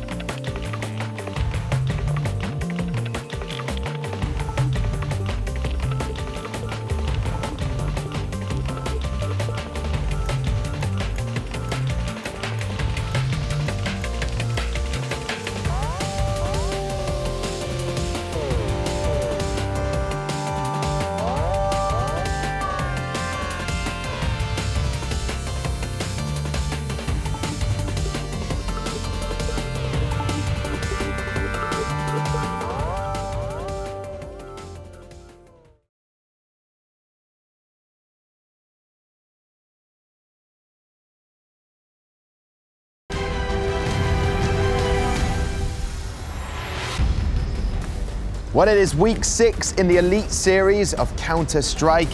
First map of the day for Prophecy versus Epsilon was Mirage, and a dominant display from Epsilon meant that they won that 16A in the end. Joining me on the panel, I've got Sponge and I've got Csgo. Now, gentlemen, the map was a pretty convincing win for Epsilon at the end of the day, wasn't it? Definitely so. I think, that first half basically set the precedent for the whole game. They wanted to go fast-paced early, trying that B split, didn't work from there, but then they kind of tapered back and just were playing fundamentally sound Counter-Strike, finding picks across the board, and real easy. Yeah, it was just, I mean, I heard Jackie and Snods talk about it when they were casting, saying that Prophecy gave them too much respect and they were timid. Is that a fair estimate of Prophecy's performance today? I suppose it could be argued that they were quite timid. Like, they didn't really push to get the info. Like Sponge mentioned earlier, like he said, you can play CT side like it's T side, and they didn't really stretch that at all. Like, they didn't really get info on areas. They didn't push to get control of the map. They kind of just let it happen, and then Epsilon obviously just ran over them. I mean, looking at the players, I mean, top kills, the frags came from Smuya, but Freddie B, fantastic performance from him. ADR 116.3, elite rating was 18, and there was a brilliant round 11. What was happening here? The 1v3 that he won, that situation that happened over towards the B side, the bomb was down and he was playing in the kitchen part of the map. The problem was the CTs all basically chased him as opposed to making him come out of hiding and try and take a duel. So when that happened for Freddie and he won that round, it was like not necessarily him doing anything too fantastically right other than getting the headshots. It was them doing the wrong play, which is chasing him and not making him be the one to make the move. And I think this is it right here. So as you can see, he can't see the bomb at this point. He has to wait for them to go in and tap it, but instead they're trying to find him, they're trying to flush him out, they're going in one at a time, giving him individual fights, and that's what you want in a 1v3 situation. You want to isolate all the duels, and he was able to do that perfectly. Yeah, it would have been best probably just to rush him, all three at the same time. Either all together or get someone to tap the bomb, and once he has to pick to face, then you know where he is and you can take the duels together. They didn't do either of those options, and that's what happened. Yeah, and I'll tell you what, I mean, other players, I mean, I mentioned that Smuya's got the most frags with 25, but Barber, I mean, again, turning up to the party, it looked like he was really enjoying it. There was a lot of fist bumps with other players, but then he got really cheeky towards the end of the map, didn't he? Yeah, I suppose it showed the comfort, I suppose, in the result. They never felt behind or threatened in this game, in my mind. They felt always in control. They didn't really have to worry if they were on eco. They were just whatever. He does the knife kill because why not, really? Why not? Because there was for a period just before we saw the footage there, he was just thinking, you knew he was thinking, I'm going to just follow these guys, did it.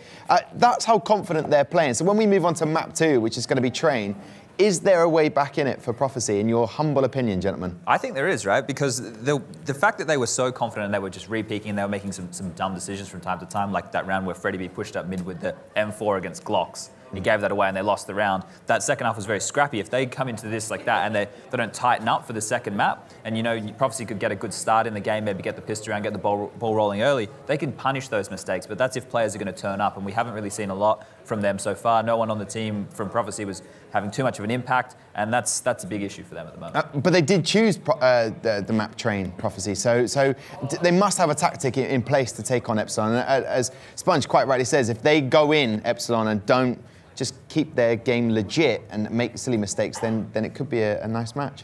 Yeah, I suppose because I've mentioned in Veto, it's quite straightforward what these, say, set 3 maps are going to be. I feel like they've all prepared quite heavily towards Train, Overpass, and then obviously Mirage, I'd assume. So with it being their pick, you always have to think, there's definitely a chance, but the sub on a Train, I'm not too sure about it. Just an exhale. That was all Csgo's given from that. I will get your prediction in because I think I know which way you're going to go for this one. But what about yourself, Sponge? I cut you off there for a second. No, I was just going to say, Smuya's AWPing well as well, right? Which is a good thing for Train. It's a map where the AWPs can have a lot of impact on the T and the CT sides. And Barber with the secondary AWP, very powerful map for double AWPs as well. So for me, I would be leaning towards Epsilon once again. Okay, prediction straight away. He beat you to it, Csgo. I got an Epsilon. 100%. Epsilon as well. Yeah. All right, okay. Not even a glimmer of a hope for Prophecy? It'll probably be a similar scoreline, I suppose, if Prophecy starts CT side, I think. If they start C side, I can see it going horribly. Okay, well, I'm looking forward to this one. Jackie, Snods, you've got 2 more Epsilon predictions. I could be sort of, I don't know, obvious and ask for your predictions, but I won't. I'll say, are we going to get a better CT side? I mean, you would hope so. Obviously, Prophecy have picked this map, potentially have something to go with this one. Obviously, they're not having or fielding their IGL in a map like Train, your T sides. expecting more of a tactical approach there that could really be detrimental for them. But who knows? They could play the loose style and maybe catch Epsilon off guard. Yeah, I mean, on Train before their CT halves, they've always kind of been quite explosive. They like to field a lot of scopes. We've seen multiple AWP setups. That's where they like to try and give themselves a bit of a lead. So it just depends how their AWP's going to live up today. So, map like Train, yep. You look at it on paper once again, obviously. In the past, we've seen Epsilon pick up consistent wins when they played it. Endpoint being quite one of the big games, obviously, they had there, where they just ran their way through in one of the earlier weeks. Was Endpoint the game on Train? I believe Prophecy beat Endpoint on Train. Yeah. And they lost both pistols and they still won like 16-7 or something crazy like that. And it was back basically off of their T sides. And of course, usually structured terrorist sides are where your IGL, your cooler, your tactician really shines. And obviously the fact that he is MIA, missing in action at the moment, means that could really be the haunting factor of Prophecy. It's true. Slap not being here definitely could come back to bite them, but they need someone to slap them right now. Give them a bit of a wake-up call. Yeah, I mean, you have nothing to lose right now. You've lost the first map. You're already on 9 points. You're pretty much gifted or certified for that top 4 slot. Just try and enjoy the game. Prophecy is probably the biggest team where the pressure and the frustration shows the most, right? Excel's a team which shows a lot of emotions, but usually they show it when they're happy. With Prophecy, Slap's always looking nervous. Collar always shows his emotions through his facial features. He's slouched, he's looking depressed, really. And just enjoy this one, have a laugh. And if you enjoy the game, you're playing more fluid, the comms are better, have a free-flowing T side, and actually the fact they don't have that caller there could really actually pay dividends for them. Well, that's the thing. Obviously, the past couple of weeks when we've seen him play, it seems like Calais hasn't been doing as much time as they want him to in terms of how he's been utilized. Roaming around the map, but he's more so getting taken down early. He's giving the other team the early lead. That started to cause a couple of issues in the team there. Slap not being here today. You know, normally it's a lot of Slap as that main caller. He's micromanaging players, bringing the strap bit to the table, very tactically minded. Whereas Quix is also one that has been in that role for a multitude of teams, but Quix is more of a hands-off caller. He'll use you in situations of sort of go for this split and pick. It's more sort of hands-off supportive calling that we see. So it depends how the team actually plays up because of that. Yeah, usually he's like more of the mid-round caller. He's giving suggestions to the IGL. Now the Slap isn't here. He's going to have to basically take the mantle of in-game leading. Let's see what they're going to do. Thankfully for Prophecy, they are on the CT side, so it's going to be Arch picking up the smoke and diffuse. He uses Calais though, which means Arch is potentially playing connector here, playing that rotate position with the smoke and diffuse kit. Let's see though, Jack. It's going to be utility finally bought for the T side as Epsilon by smoke double flashbang onto Maeve. Needs to do some damage into this round, Snods. I want to see him picking open this round with a nice pistol, give themselves this 3 round to play with, set themselves up in a situation where they can get those AWPs out because that's what they need to be able to bring to the table. Epsilon though, set themselves up for what is going to be such an aggressive Ivy burst. Yep, 3 players now towards Ali. Calais holding the line here, peeks out, doesn't actually spot Smooya there. He will face, it's the first frag. Calais, that's a nice little frag. Smooya can be incredibly naughty with the pistols into these opening rounds. So aggressive with the weapon, he'll charge in. Him and Freddy B are that lethal combo though. You can see the trio they've actually sent over there as well with the addition of Cosmine. If they find their way through Ivy, they're going to be so annoying to try and force out of position. Calais now, he can't rotate away. Maeve trying to sell the fake, and already the push comes in towards A. Oh, the double face comes through for Calais, but unfortunately he falls to Cosmine. This puts Kolar in such an awkward position. He's got to roam around, try to find some cover towards Bomb Train, but he gets dispatched. They're finding their headshots in a matter of seconds on the side of Epsilon now. They start to get their confidence, and they run away with the round. It's all on Cree. He's attempting to back off as they push towards him, but he's forced miles away from the bomb site. Could potentially try and retrieve that kit here and go for this one. In this scenario, though, you could even save the Kevlar, just try and get $300 per kill as an exit frag and try and build up your economy that way. He's just going for pot shots, but Barber will find the connection, takes him down, and they are able to secure the round. In that scenario, I'd rather just throw in the towel, cut his losses, and actually just save the Kevlar because he's going to rebuy it now on the force buy and just waste potentially $750 there. Anyway, maybe his ego got the better of him. He thought he could win that 1 versus 4. Nevertheless, though, once again, 3 out of 3 pistols going in favor of Epsilon as they make it 1-0 once again. This time, though, they will be buying up SMGs into the terror side. Freddy B and Maeve picking up the submachine guns. Galil onto Smooya, and double AK for Barber and Cosmine. Let's give the force by coming out for 4 of the CT players. Kolor, PT50, no Kevlar, saving for the AWP. On an AWP map like Train, he's really going to have to be stepping up big into the CT side. Aggressive play towards that B bomb site. If they just try and go for the aggressive take in towards the site, they're not going to be that hindered in terms of the defense that Epsilon is fielding. It's just one man. It's Cree, 5'7". If he plays in a close range, smart angle, potentially an off angle, he could catch them off guard, but even then we're looking at maybe 1 frag. It's unlikely he'll be able to delay them too much. Yeah, the thing here as well, Prophecy stacking towards outside. They've got 4 players towards A.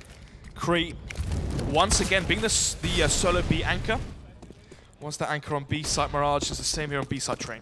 Flashbangs go over to try and allow them to peek out. They do get a bit of a rotate coming in, but Smooya's just waiting for the contact face. He isn't going to try and make the first mistake. They now peek together as a unit. The trio does get out. Kree finds 1 kill, but he is traded off. Kale's there, but he's only got a scout. He needs to consistently land these tags to give his teammates a little bit of leeway into the round. If he tags them down, they can finish them off with these pistols. And he is doing damage, actually. 2 big tags. Kolo's able to find 1 kill back towards Freddy B as well. Nave's up close and personal, but he's so low. He gets overwhelmed. It's all on Barber in the back line. They're firing towards him. He has to try and stay alive. No Molotov, and he's paranoid about the push coming behind him.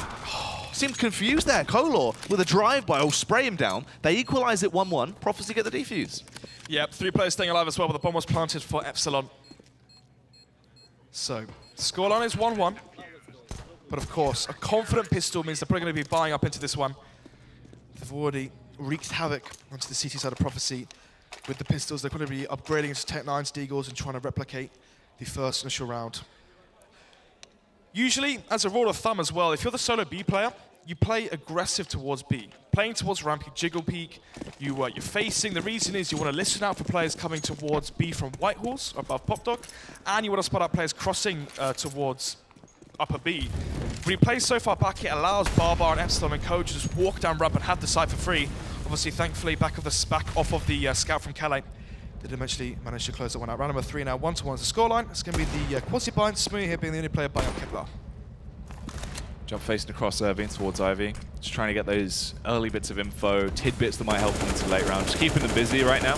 Kola will actually find the initial frag though. Maeve gets a bit overconfident. He does go down as he pushes through, but this does cause the catalyst. And they'll burst their way out towards A bomb site. They have so much range advantage on Prophecy, but they're playing these aggressive angles. They're getting taken down because of it. Archer as well gets brutally killed there by Smooya as he lands these Deagle tags, taken down. And Kale's just attempting to stay alive as he's pushed from all angles. Will find 1 frag, but can't get the second. Freddy B takes him down. It's a 1v3 for the man that always seems to be last alive, Kree. Cosmin, 1 HP. Freddy B, 7. Smooya with Kevlar, 100 HP as well. You really want to be giving the rifle towards Smooya. He has the Kevlar and the health advantage here. You need him to be the clutch player in the scenario. Talking of clutches, though, of course, the 1 versus 3, and Cosmin is approaching slowly but surely from the rear. He's tunnel visioned in, though, towards Bomb Train. He's not thinking about the push from the rear. Cosmin's going to get this one for free, has the trigger discipline, will line up the shot.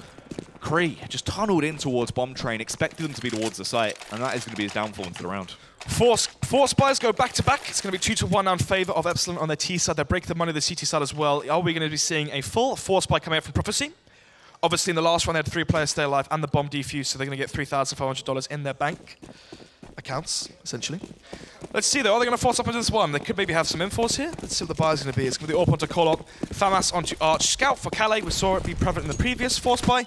Can they repeat that, though, into round number 4? We do have the AWP coming out on Kolor. This is going to be one of the big staples of their CT side defense. He's normally a machine, really, that mat fragger that gets those opening kills consistently. Such a prolific player with a weapon, but he peeks out early, will get the info, knows a player has crossed, but couldn't get the frag. Kree finds the first, though. It's going to be the 4 versus 5 right now, Epsilon. And the 1-man disadvantage. Collar trying to make it a 2-man disadvantage, though. He knows they're starting to push out as well. They're taking that map control towards the A side, but luckily enough, Quicks is in position. Arch as well, supporting them as they're getting these kills. Kolor looks dazed and confused about what's occurring. Extends out, but he falls, leaving his teammates with just 2 men left standing. Smooya is able to don the weapon that he made his name with, the AWP, in his hands, ready to wield it and run absolutely rampant. Is forced to backtrack over, group up with his teammate, but what is the play? Kree shot as well. They know exactly where he is. Freddy B spots other player towards bomb site. They know exactly if the remaining 2 CT players are. They're landing the tag stunts as well. The confidence is being displayed. Freddy B, we're at the head clean off of Kree. Quicks, he's miles away over towards B, but he's read it correctly. Smooya's there. He's fully committed towards a bomb plant, and Quicks has arrived just in the nick of time. Bomb planted for Freddy B, though. Smooya expecting the play towards ramp, but actually Quicks are coming from the rear. He can clear it. He's got trigger discipline as well. He can try and go for the knife. Butcher Smooya once again takes him down. There has been so much stabbings going on into this game. It is ridiculous. He's also hunkered down. Finds the tag on towards Freddy B. 1 HP is all he has the HE, but he's going to throw it out too early. It'll miss. It doesn't take him down. He's hunkered down towards the ladder, just staying alive, toying with him. Time's ticking away. Quicks might have let it slip. Freddy B will run out of there. Oh my goodness, Freddy B right now completely outplaying Quicks. He's going to overface to give away the kill. He does just that, but is there time? No, there isn't. Quicks. Not quick enough though on the defuse. Lacks the defuse kit. The full second defuse doesn't come through. Smooya and Freddy B in the 2 versus 4 there. Somehow, some way, bring it to fruition. And it's going to be another round here 1 for Epsilon. Quick by name, but not by nature. Wasn't able to pick up that round as he will go down. I mean, a 4 versus 2. You're giving Smooth the AWP. Color just looks panicked and confused there. Peeks towards his teammate towards Quad. Faces out, looks basically dazed and stunned there. Yeah. Easily sprayed down by Smooya. In the AWP versus AWP battle Mirage, Smooya one hat like easily took that one in his favor. Even though Color was trying to give it verbally. Still though, it's about the numbers and who wins eventually. Not about who wins these 1 versus 1s. Yes, you might be getting the kills onto Smooya, but Smooya's killing the whole of your team.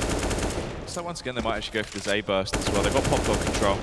Are actually slowly taking that bomb over towards the B bomb site. Have the utility to play with. Obviously, only 3 flashbangs there, but they've got the smokes.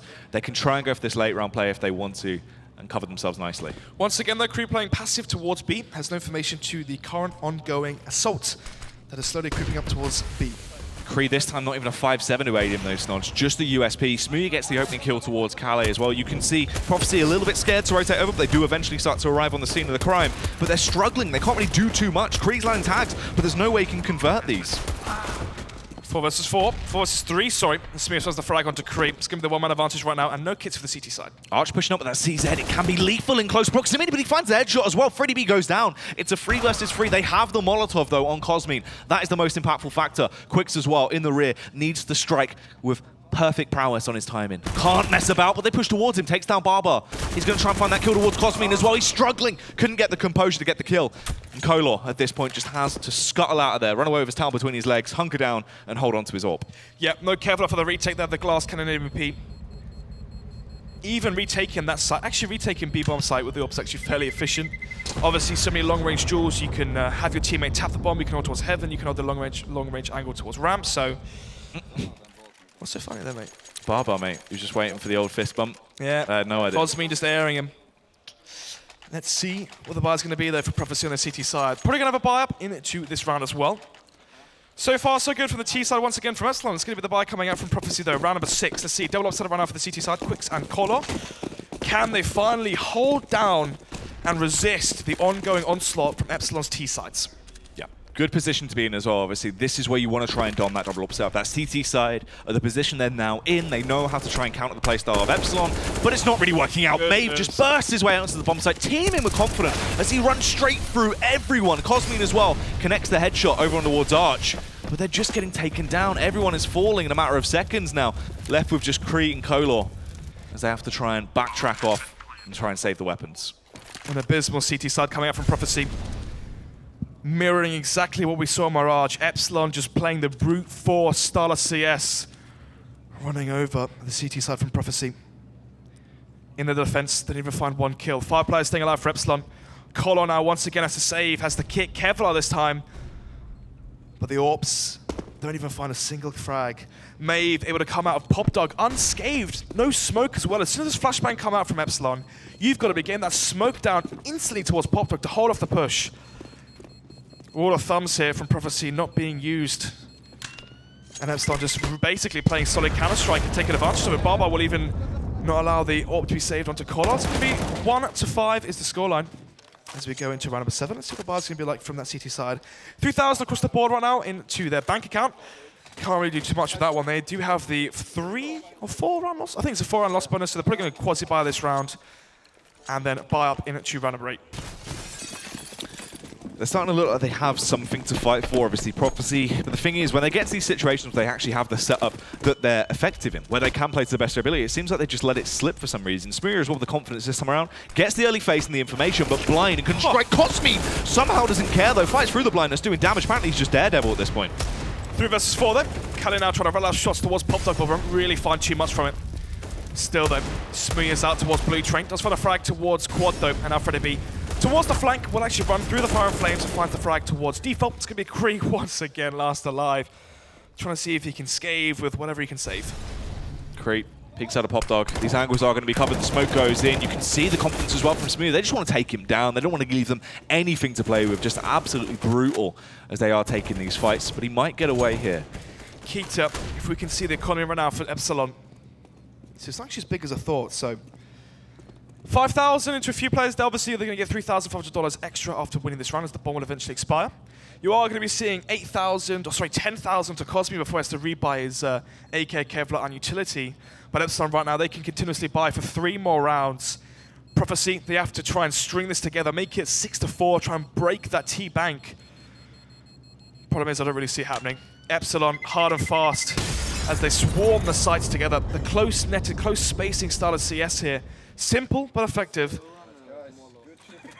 Prophecy, and you can hear them laughing away. Yeah. They know that Prophecy just simply don't have the answer right now to the pure firepower that Epsilon are delivering to their doorstep. Prophecy just look really lifeless in the past. Yeah, We've seen them being quite a lively team, obviously quick. See someone that gets quite hyped up. He tries to actually bring the potential there because they don't have anyone in that coach role. They actually have quite a close friend of them that has been providing that support online, but obviously they don't have them with them here, so they've not been able to fire them up. Quicks or someone needs to step up to that mark, give them that extra bit of lifeline. They have the double up set up into the round. They've got all the natural tools to start to reinvigorate themselves. We just need to see a big play, and maybe Quicks is the man to deal it. Potentially. Kali though finds the first of the B towards Ali. It's going to be the 5 versus 4 here. Cosmin as well, tagged up by an HE. 43 HP towards Pop Dog. Bomb towards teammate.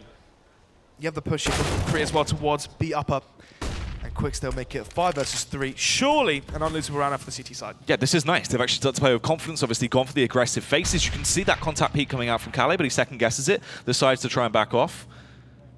Smia still hunkered down, just waiting, Snuds. Yeah, no reason right now for Kali or any of these Prophecy side to give away the advantage they already have. 2-man lead here. Play together, play the trade game of good crossfires, good setups here, and good positions towards the A site. The round should be yours. Smia barely missing the shot there. The thing is, May pushing down, trying to get that Ivy control.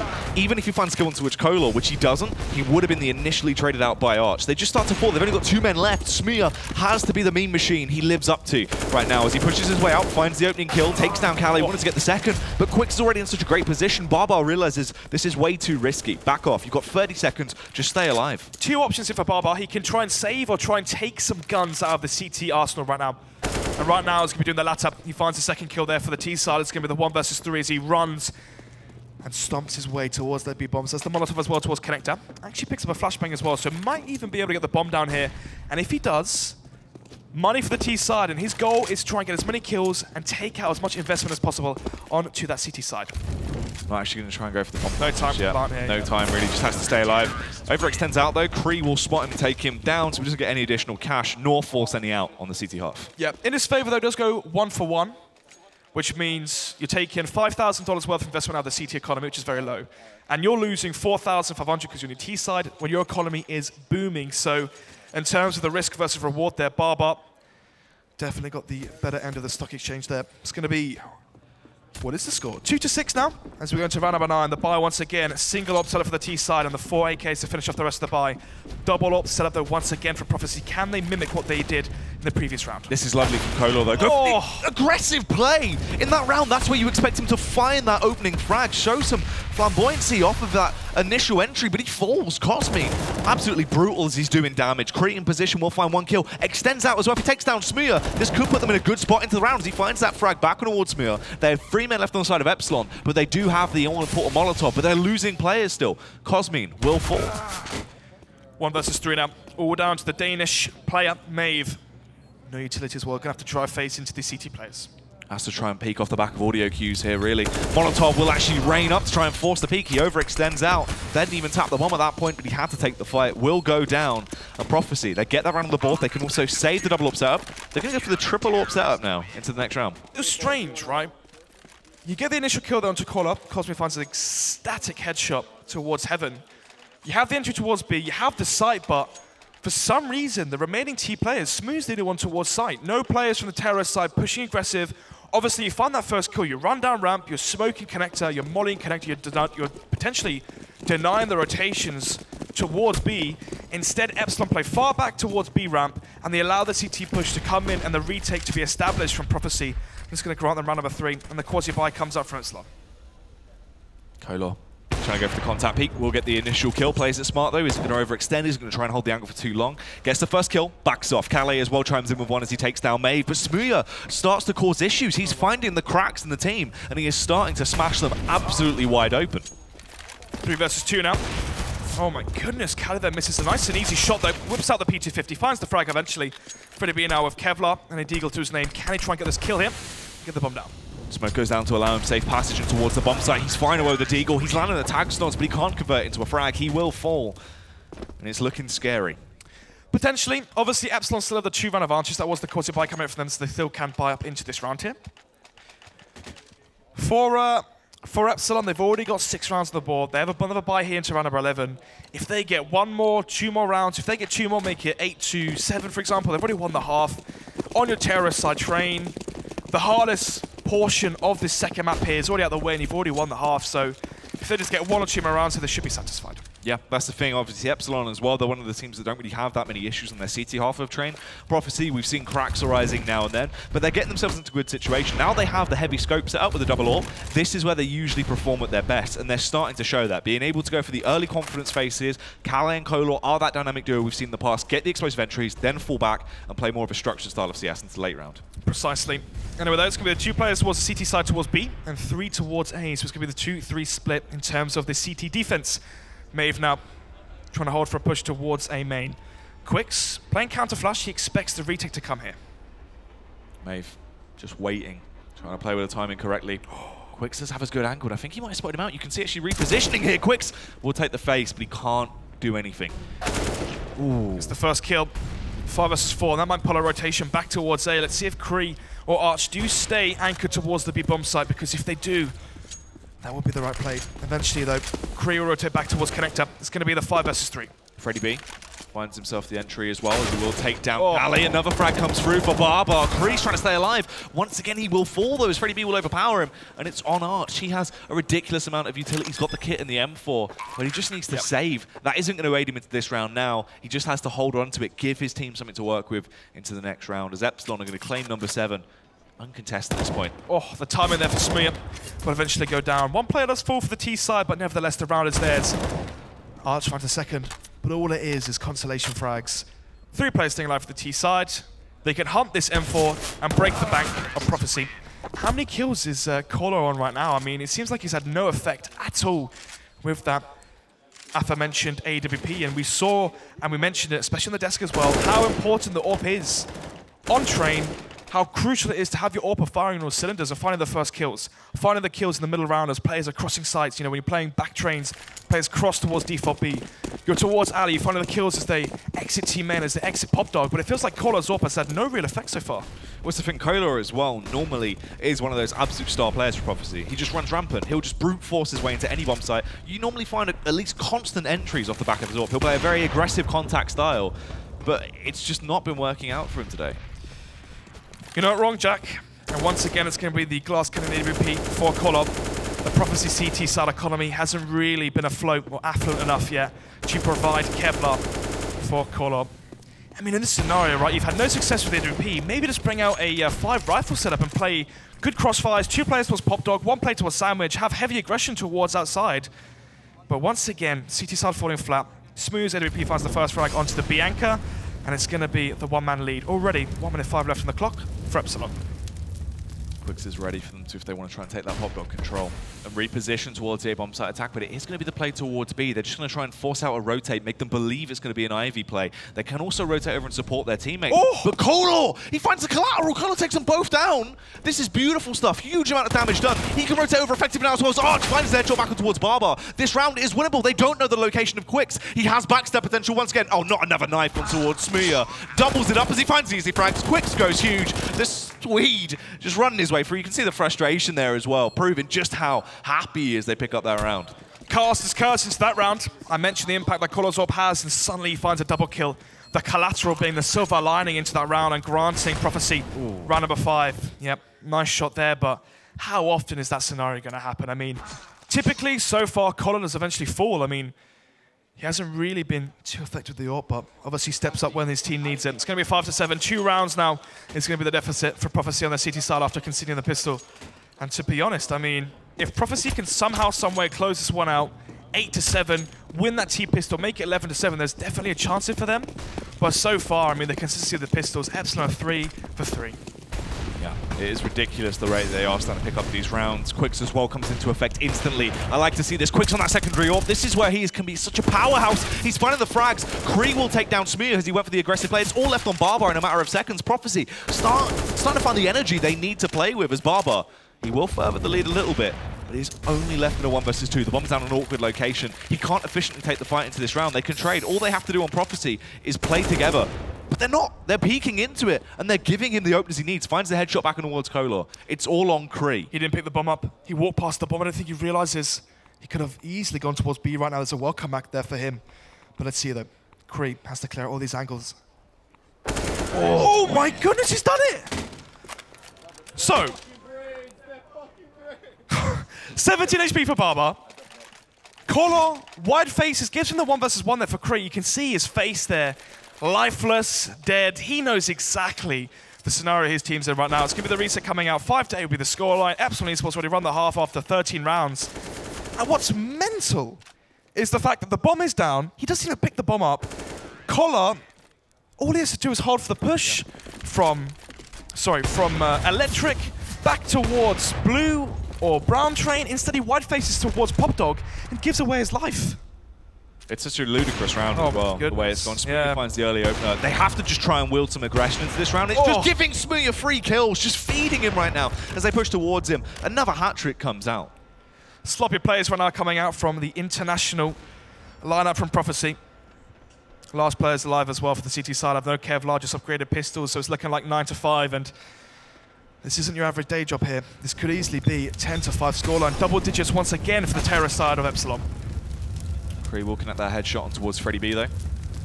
It's Quicks and Kree that are just trying to stay alive, hoping to at least do something. They just push in, they do overwhelm him, but he'll get another frag towards the end there, but they do eventually fall. 9 rounds on the board now for Epsilon, just trying to further that lead as much as possible. If they get that 10-5 half, they're going to be very, very confident. Their CT half as well, it's not even that bad. They are actually quite effective on their CT half. I mean, you've got Smooya, and he on CT side train, Smooya does basically, I mean, I don't want to say device, because obviously device potentially has more structure to what he does, obviously. But in terms of working the map, peeking towards B upper, playing towards stop sign, towards green train, playing towards connector, playing that rotator role, working his way around the map to find the first kill, that's the role he plays. But let's see what May's going to do to this one. Tries to go for the early phase here. He will tag Kolar down to 38 HP in a matter of seconds as they are just slowly tiptoeing out towards this A site. They're leaking out ever so slightly, but Kolar takes him down. Smooya as well falls. Archer's in a prime time position to go huge with this UMP as he gets the initial frag. Freddy B's forced to fall back, only 13 HP. Cosmin has gone for the play towards B, slips out and secures it to allow him to get that bomb plant down, but they're not in the best position in terms of their manpower. Cosmin again aggressive right now, tries to hold off the rotations coming in from the CT side. Bomb will be planted, is planted back towards connector, so good planning from Freddy B. It's going to be the 2 versus 4 here, and Cosmin has all the HP. Cosmin, he's going to be the difference maker. Trying to play around Freddy B, hoping that at least Freddy B gets a frag on the board, just try and bait him, work with him as a unit. Freddy B is in position. He can get an easy headshot here, actually, if he plays his cards right. He will find one. Kolar also comes into it, but Arch spots him out. He was caught out in the wrong location at the wrong time, and he will go down. Prophecy, they get that 6th round on the board, so at least it is a 6-9 half. So, going to be going into round number 16, the second pistol, the final pistol of this opening match here between Epsilon and, of course, Prophecy. The 2 international lineups here, the Elite Series, and so far, one's definitely delivering a lot more tonight, well, this morning, basically, than the other. So, second pistol right now. Obviously, right now, if you are Epsilon, you win this one. You don't allow, well, you win versus the Force by, win versus the Eco, you make it 12-6. You're doubling the scoreline there. It's potentially the game already just finished. Who knows, though? Prophecy, they need this T side pistol. It's as simple as that. Even if they get the bomb down, it's just not enough. They have to try and get 99 scoreline, break that CT bank, try and have an audacious start, and somehow, some way, claw this one back. Scary as well, because obviously Epsilon into those pistol rounds, if you don't eliminate those early effective players like Freddy B and Smooya, they can run away with the round fairly quickly. I mean, Smooya himself, obviously, incredibly talented with that pistol. Explosive as well. Yeah, he loves to run. He'll go for the aggressive plays. He'll do the dirty work that other players might not want to do in terms of just exploding out and playing rounds incredibly loose. Freddy B as well, he's someone that we've seen, without a doubt, just popping heads consistently in these opening pistols. So Prophecy, they need to have a game plan. They need to try and lock it down early. So, round number 16 now, second pistol on train. Epsilon won the first one, and Prophecy won the Force by following that one. But right now, Maeve being the kit bearer into this round. Smoking kit for Maeve. Forces off Kevlar for the CT side as they push towards B. Maeve is going to be in position. He has that USP out. He's trying to snipe them down as they slowly swarm out and overwhelm the site. They push deep as well, actually playing with a lot of aggression. Freddy B will find one frag, but he's traded back as Kree will take him down. Maeve is still alive, but he hasn't done too much. Only just gets the tag out, and he falls immediately as well. Cosmin, he's there, but the backup has only just arrived on the scene, Snons. This is quite an awkward retake that's going to have to come out. It's a 3 versus 4 as they push in, but they're losing everyone as they will go down. Quicks will find the final frag back on towards Cosmin. Prophecy, they get the bomb down, pick up the opening pistol. Crucial pistol there for Prophecy to win. Obviously, it's going to be 7-9 now. 4 Spy probably going to come in from the CT side.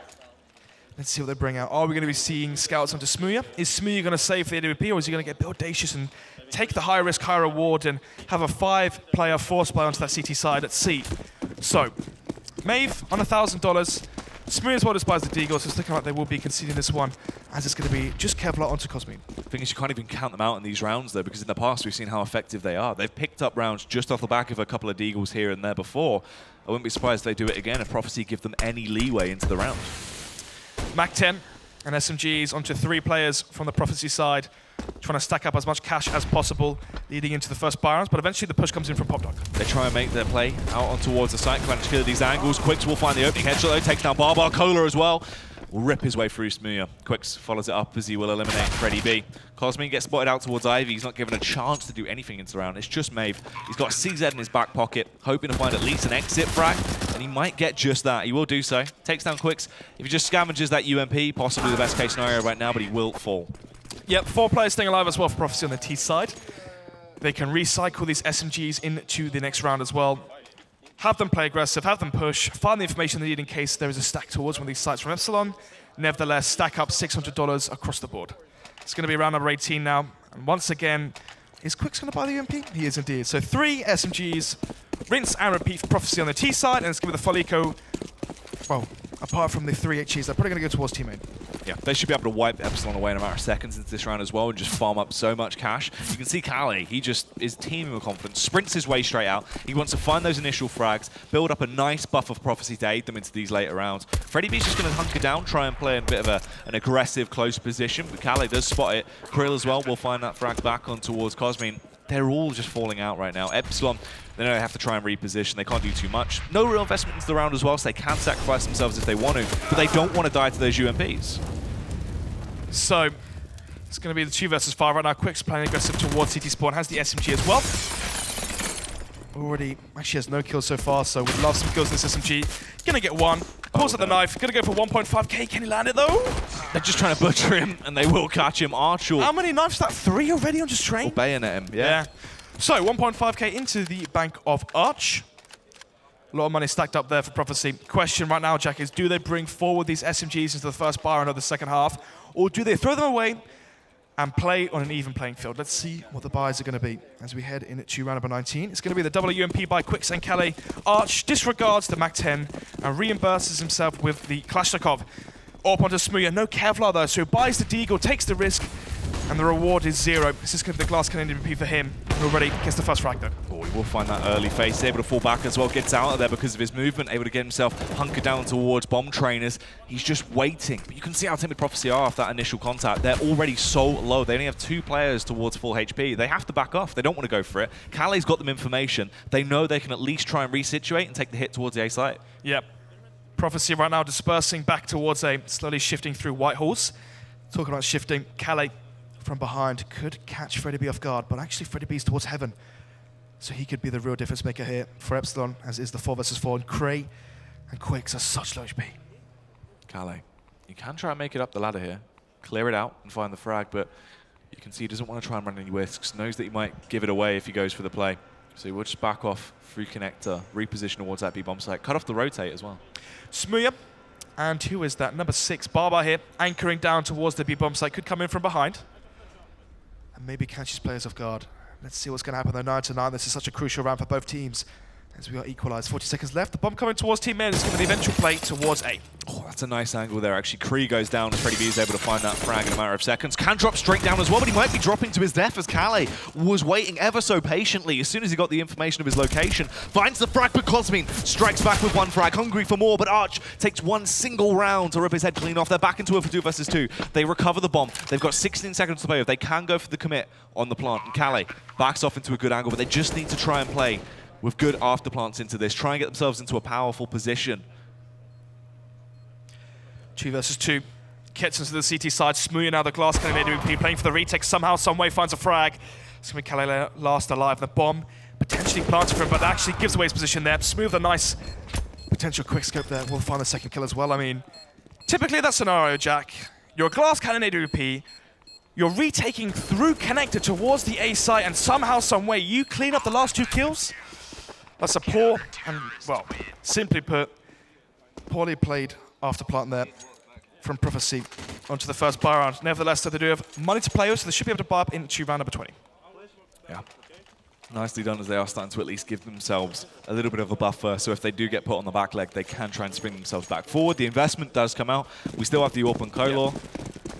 Can he find these entries? Yeah, of course as well. Yeah, 2 players still alive for the CT side, so the money is potentially resettable. And here comes the rush here. The assault towards the A site.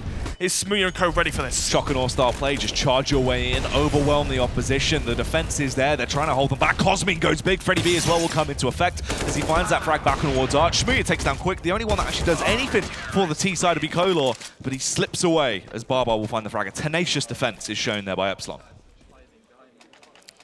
So, Prophecy, I believe they have enough money to buy up into this one as well, round number 21. You've been shaken by the defense there. They were ready. This is the thing as well. You had no players crossing towards Pop Dog, no players towards Sandwich or Quad, sorry, getting caught off guard. Smooya playing back towards Hell. His teammates as well playing towards Connector, playing Stop Sign. They were ready for a push like that, an aggressive play, and an outside burst towards the A site. Prophecy trying to catch them off guard, but nevertheless it's going to be round number 21. 11-9 now. 2 rounds in favor of Epsilon. As we see another buy, it's going to be the 4AK buy, and Kolo once again donning the AWP. I don't think we've ever seen him with a rifle. Can he finally find fruition and success on Train? Yeah. Will he give them the difference they need into these rounds? An aggressive approach brought to the table here as well from Epsilon. As you can see the location, Freddie B's playing quite up close and personal. Kolor does actually get the entry as well, taking down Barbar. That's that secondary AWP on Epsilon, already out of commission. Cosmin, point blank frag on towards Arch, somehow stays alive playing around the smoke. He's confusing them to hell as he just runs around finding these frags. They're unsure of what has just occurred. 3 versus 2 though. Colorado found a frag onto Smooya towards default. Cosmin now still towards Ali. He's going to catch a player of Guardian, equalize the scoreline. Goes in for the backstab as he picks his way out. Kree finds one frag back towards Cray. It's just left into Cosmin on his lonesome. He's trying to stay alive as he will peek round, but the spray comes through for Quicks. Easy frag to pick it up. And Prophecy, they do pick that round up. Yep. Potentially the reset as well. Let's see what the money's going to be like for the CT side. Obviously, they had a very convincing round into round number 21 when the outside burst happened and they weren't caught off guard by it. Nevertheless, the Jack is going to be 10-11. Epsilon, after losing their CT pistol, still in the lead here, just by 1 round. Let's see now what they're going to bring out into this one. So the EK coming out from Epsilon Esports, no set of Kevlar to the CT side, just purely upgraded pistol across the board, and the 4 AK and 1 op setup from Prophecy. It's looking like they're going to equalize the scoreline here, 11-11. They are playing close angles though, as they push in incredibly deep already. Going to try and take that Ivy control, swarm their way down. Arch is in a prime time position. He's just got to wait for that push to come out, and he'll rack up an awful lot of cash here as he can just find the easy frags. First one will go his way, but he might not clear the angle. Will actually get taken down by Barbar. 1 round's all it takes for Barbar to take the initiative. And 1 kill is all it takes for Epsilon. The individual skill on these players is so damn high. Let's see what they can do. The bomb slowly shifting towards B. So is Krill and Quicks. But look at the 3-man rotation right now from Epsilon back towards the B bomb site. It's a good solid read here. And once again, Epsilon not going to be caught off guard. 3 players towards that B bomb site. Grouped up. They have that triple threat, but can they actually find the frags with these measly pistols right now? They're struggling to do too much. May will actually step up to the mark as he finds 1, but it's an easy response from Kolor, Kree, and Calais to get those trades. 11-11 as the scoreline is eventually equalized. We finally have a game on our hands here after such a whitewash on the first map. Let's see though. Epsilon will have the buy into this one. Round number 23. Are we going to see a double up setup from Barbar and Smooya? Are we going to see some aggression from the CT side? Or are they going to play passive again like they did versus the outside rush? It's almost like rock, paper, scissors. And so far, Epsilon have been winning on the CT side. Let's see. Thadmaster for Barbar as he rebuys utility. Orb onto Smooya, and this time he has Kevlar, but no utility. Let's see what he can do. Early presence being made, everyone just spamming away right now. Smooya gets the information, also finds that frag as well. He is able to eliminate Kale, pushing his way up. Kolor does go for the elevated angle, we'll find that frag, but it's another one for Smooya as well. Now they're going to trade for trade, and everyone tries to situate their attack towards A-bombs. Like, this is where Smooya could be so supreme! He's behind them, he's able to land the flick as well, doing damage all over the place. It's so simple for him. Freddy B will come in with one headshot, Smooya for the final kill into that round. It's a 4K for him, and another round for Epsilon. The pure finesse that he has when he wields that orb. The instinct as well. I mean, he finds the first kill. He knows exactly where Kolor is. He does a bit of a, you know, gymnastics on top of the trains, jumps, and he lands on the ledge on Brown Train. Plays the off angle, catches Kolor off guard, gets a second kill, refaces, catches the bomb in midair, lands the flick, and gets the last kill as well. A 4K for him, could have been the ace as well if Cosme didn't try and clean up a frag as well. Nevertheless, Smooya's on fire. He does whiff that shot, but still, 12 to 11, the reset comes in for Prophecy. Pushing their way out early, but this time around it isn't a full commit. It's just for the info player. They can now try and readjust, resituate their attack. The bomb is still just sitting around T-spawn as well, so Kolor can just back off. Seems unsure of what they want to go for into this round just yet, though. Yeah, I believe they have gone for the quasi-bar here. Keita, can you show the money, please, real quick? I didn't see it as we saw the player cam, so... Yeah, is the quasi-bar that can pop into the next round, so isn't really all to play for Prophecy. Obviously, if they force up into this one, and Epsilon won it, and it was 13-11, Eco 14-11, you know, things would have been dire for Prophecy. Nevertheless, though, it's going to be 12 to 11. Round number 24. 1 minute 5 seconds left on the clock. The bomb is still undecided, indecisive. Prophecy yet to show their hand with this quasi-buy. As they still just wait out in this one, holding their position for the meantime. It's going to be that group attack into the late round as they slowly set themselves up, ready for this explosion. Freddy B, ready to run rampant with a rifle. He's going to be the meat grinder, just waiting for them to tiptoe towards him. Does fire off one pot shot as well, so they now know his position. We try and resituate somewhere else, so he's in these one-and-done angles behind Bomb Train, but the flood does come. Find both the opening frags. Smooya will claim one. Freddy gets the second, almost the third, but Kolor pops his head off with a scout, but Smooya has already done way too much damage with his sidearm. Clinical plays there from Epsilon on the CT side. One player falling. Of 4 players, again staying alive for the CT side, so the money will slowly but surely build. And eventually they're going to be a scenario where they can continuously buy, even if Prophecy are winning rounds on the terrorist side. So, 11 to 13 now. Buy coming in for Prophecy. Quicks, the interim caller, now Slap is away, probably watching at home, so hello to you, mate. Obviously your team right now not really showing too much without you, but let's see if they can finally show something to be proud of. Smooya goes for the aggressive play, holding a juicy little angle there. It's a free frag for him as he will take down Quicks, able to reposition as well. But Maeve with a tap headshot on towards Kolor. That is brutal. It's like the Smooya special, right? He goes for the smoke there towards ramp, pushes through it, and you're not expecting the orb to be there, catches Quicks off guard, and Smooya does the same on Palace as well, probably giving away his game plan, but sometimes he'll smoke Palace, run through the smoke and hold the aggressive angle and catch players off guard with these gimmicky plays. That's how we got noticed, was these gimmicky plays on ESCA, stacking up all those kills, top RWS in Europe and whatnot. But still, you cannot deny the pure talent. And just the sheer instinctive plays he comes with just catches everyone off guard. A bit about instinctive here as well. Maeve perched up on top of White Train trying to find these frags. Only tags coming out from him now. Kree as well gets that response headshot on towards Freddy B. It's just left on Kali, but it's a 1 versus 3, but he finds the opening kill, but forced to reposition. As the bomb then can actually go back towards A if he does deem it the right option. Gonna re-smoke now towards lower. Low HP as well. 2 bullets from the M4 should really take him down. Knife out in hand, trying to spot out a player, see if he can find a frag and line up an AWP shot. Nevertheless, the known Epsilon is giving away or taking the bait. He's giving away so much information as well about how much noise he was making, roaming around there. So they knew what was going on. They're able to counter it. But Epsilon, they still need one more round to secure themselves at the least match point. Yep. Meanwhile, Prophecy, they're slowly starting to build up rounds. Sitting on 11 right now, but they need so much more. How many kills is Smooya on now, right? How many kills is he on? Let's take a look. Smooya, 30 to 16. My goodness. So, first map is 25 kills, and this one is 30, and the game still isn't finished. So far, 55 kills in a best of 2 Jack. Unbelievable performance. You're looking at an AWP map like Train, Kolor, really as something to step up and try and match right now. Smooya just dominating this map once again. It's the first time we've actually seen Prophecy go for a default take towards the A bomb site as well. Just going to go for the smokes, flashes over, and then push your way out with a split push, one player through Pop Dog. So let's see how this pays off from a little bit more strategy coming to play rather than the Shock and Awe style CS. They lose the first mount though, as Barbar will snipe down Grease. Smooya as well. Going to do the same. Freddy B able to somehow overpower Quicks. Everyone goes down. They're not even going to get that bomb plant down as Arch falls at the last second. Match point now claimed by Epsilon. And this is looking brutal. It's looking like Smooya's playground. And he's bullying these infants from Prophecy. 15 to 11 now. Prophecy have 4 rounds to potentially concede here. So, can they string 4 together, force overtime and reset the morale, reset the rounds and the money? Let's see them. Tech9 for Cray. It's going to be the 3 UMP by Scout onto Caller. A very weak bar on the terrorist side as we go to round number 27. And the double upside once again from the CT side should really spell the end here. Early Molotovs come down. Barbar peeks out as well, finds that frag on towards Collar with the AWP as he sets himself up, leading by example into this round to try and close this game out right here, right now on round 27. Maeve as well, trying to defend towards that B-bomb site. Expects this push to come through. There's no commit just yet. It's all mind games. 3 versus 5 now. The remaining 3 UMPs in play. Smooya misses the shot, but still 32 kills from already. He's already done the damage into this game. And eventually, the kills from Freddy B will push Epsilon over the finish line. 15 to 11. 5 versus 2. It's looking like a very clinical 16 to 11 after Prophecy entered the buy rounds.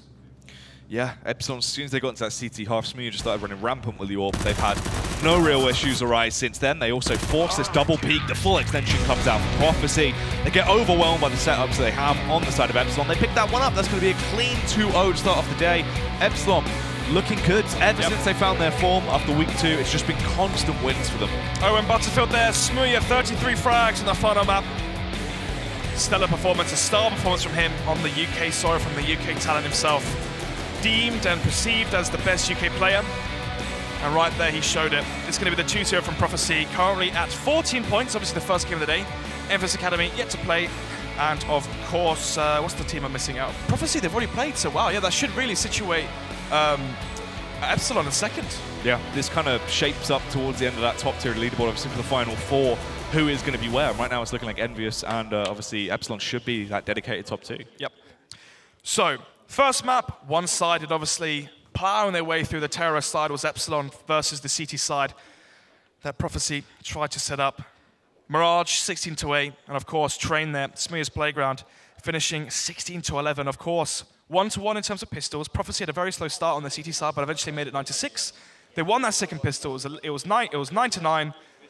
But as soon as the buy rounds came in from that CT side and Smooya had the AWP in his hands, running around the map, I mentioned before the comparison towards Device, the way he instinctively just roams the map for kills and fires entries and secures the round wins, and eventually the map as well. Yeah, I mean, you could see that more, so that was kind of the defining point. As soon as we got into that CT half, they got the AWPs behind them, they had the economy to support that aggressive playstyle, the multiple setup came out, and they just started to rip their way for everyone. Smooya, so aggressive, so many unnecessary peaks, but they paid off. There wasn't really anything that came back to bite them off that CT half.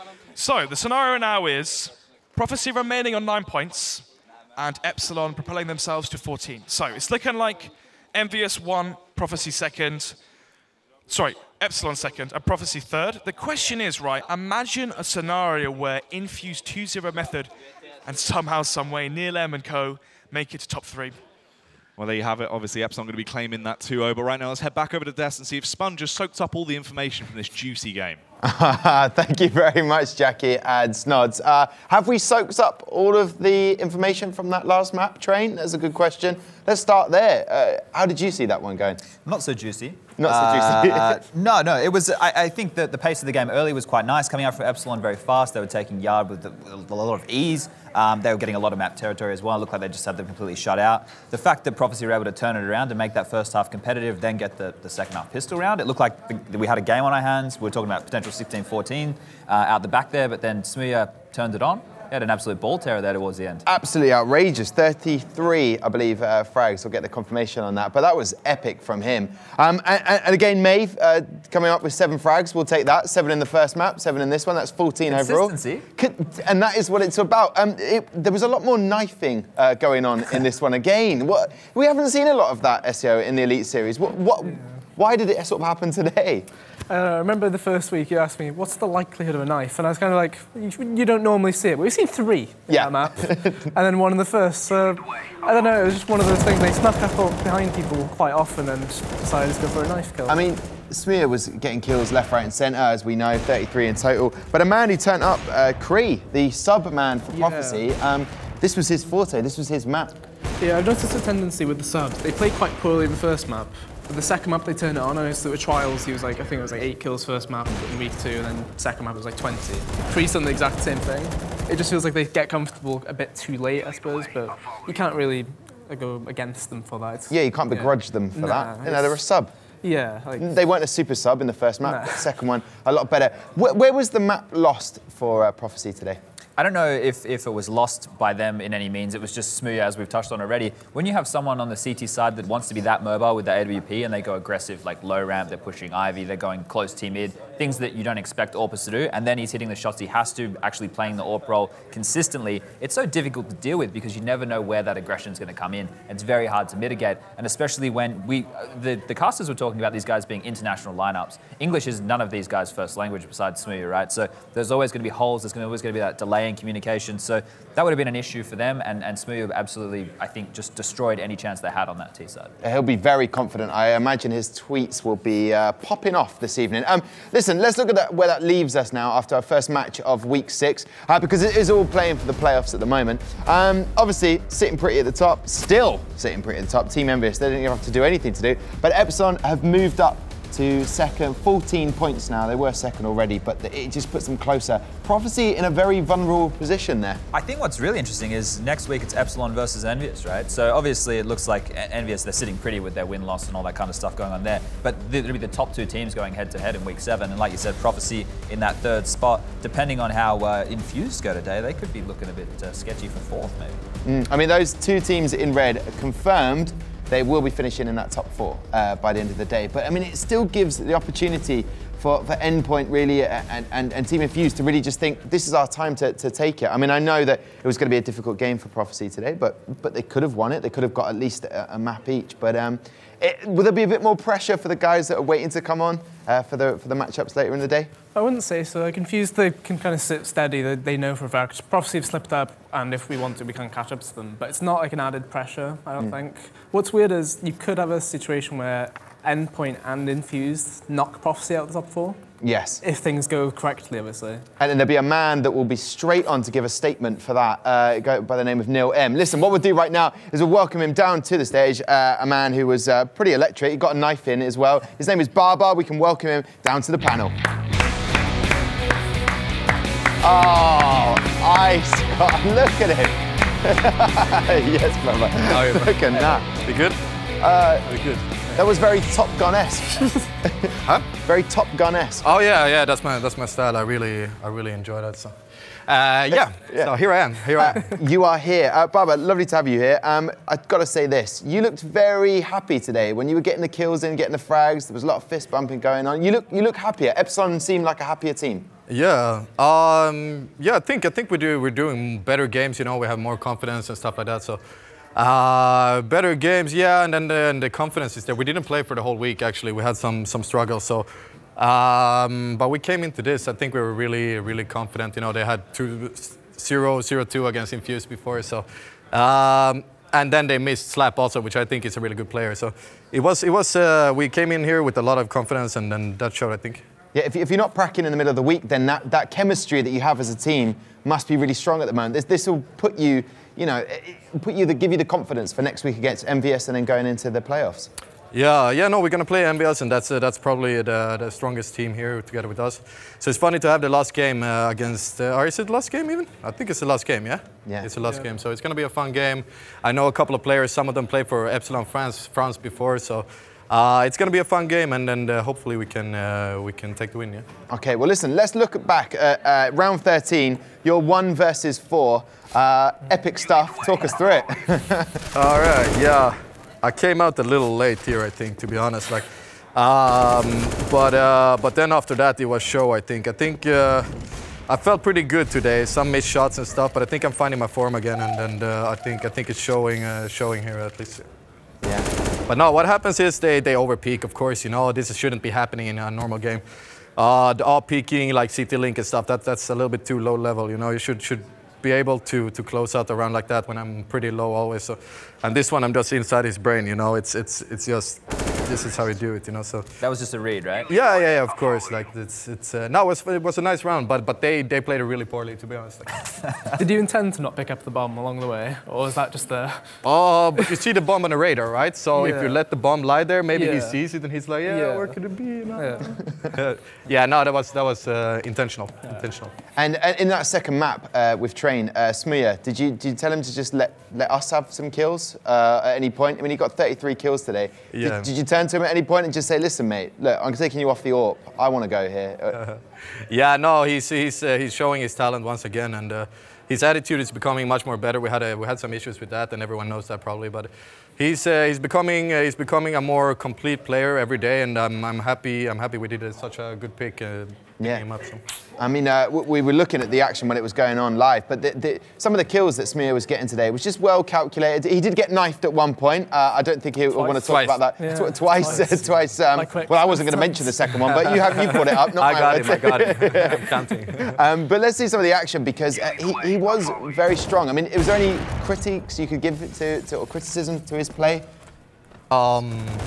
Yeah, no, you see this, like normally he would be in T-spawn right now, you know, and try to knife everyone, but no, he got the skill to play it like this, you know. Sometimes he overpeaks in situations that he shouldn't, but I think he's becoming more complete and evaluating the risk and rewards much better, I think. So. Is he the type of like AWPer that you just let him do whatever he wants on the CT side of a lot of maps, or are you telling him where you want him to be? Both yes and no. Normally he have a plan with this op, and we try to adjust a bit. And sometimes we have a plan, and he have to be on the plan, you know. But it's not like he can do whatever he wants, but he have a pretty free role, yeah, and rightfully so. Cool. So listen, gentlemen, talking about the play from Epsilon there, I mean, can they compete with Envious? Can it happen? Will it come down to picking the right map? Is there maps that they'll try and avoid potentially when they take on Envious? I suppose it's a bit of a mixture, because obviously next week we'll see a bit of a taster, I suppose, of what arguably could be the grand final. So I think it'll be a really good game, to be honest. Epsilon have slowly just become from week one to a much better side, like both mentally and in game. It's a huge difference. So to see them against Envy next week, as well as I'd assume in the playoffs. Yeah. I'd like to assume that would be the grand final. It'll be interesting to see. Perfect. We'll get a sneak peek. Barbara, congratulations today. Enjoy the sunglasses. You can pop those on now if you want. Yeah, we finished with this one on also. Yeah. Perfect. Beautiful. Listen, right now, Quicks is going to have a quick chat with Yasmin. Yasmin, what's he saying? Well, I mean, what was he saying? Come on, Tom, insensitive. This is the segment that I like to call a quick chat with Quicks, because we don't want to get into it, really, do we? Not that game. No, thank you. All right, but I do want to talk to you that we're obviously at a point in the competition where it seems that there's a lot of pressure, it's quite intense. How do you feel like your team are feeling in general? It's not the pressure, I would say. We're just doing poorly, I guess. It's not the pressure. So, what do you feel like is the main reason why you're doing poorly? I can't put my finger on it. No, I can't. Very frustrated there. Yeah. I can see. So I feel like that is the end of a quick chat with Quicks. Back to you, Tom. It was a very quick but precise chat, and I appreciated that. Thank you very much to Quicks. Listen, they're in a vulnerable position. We know that by looking at the standings, but you know what? They've still got it all to play for next week in week 7. Right now, we're going to have a quick break.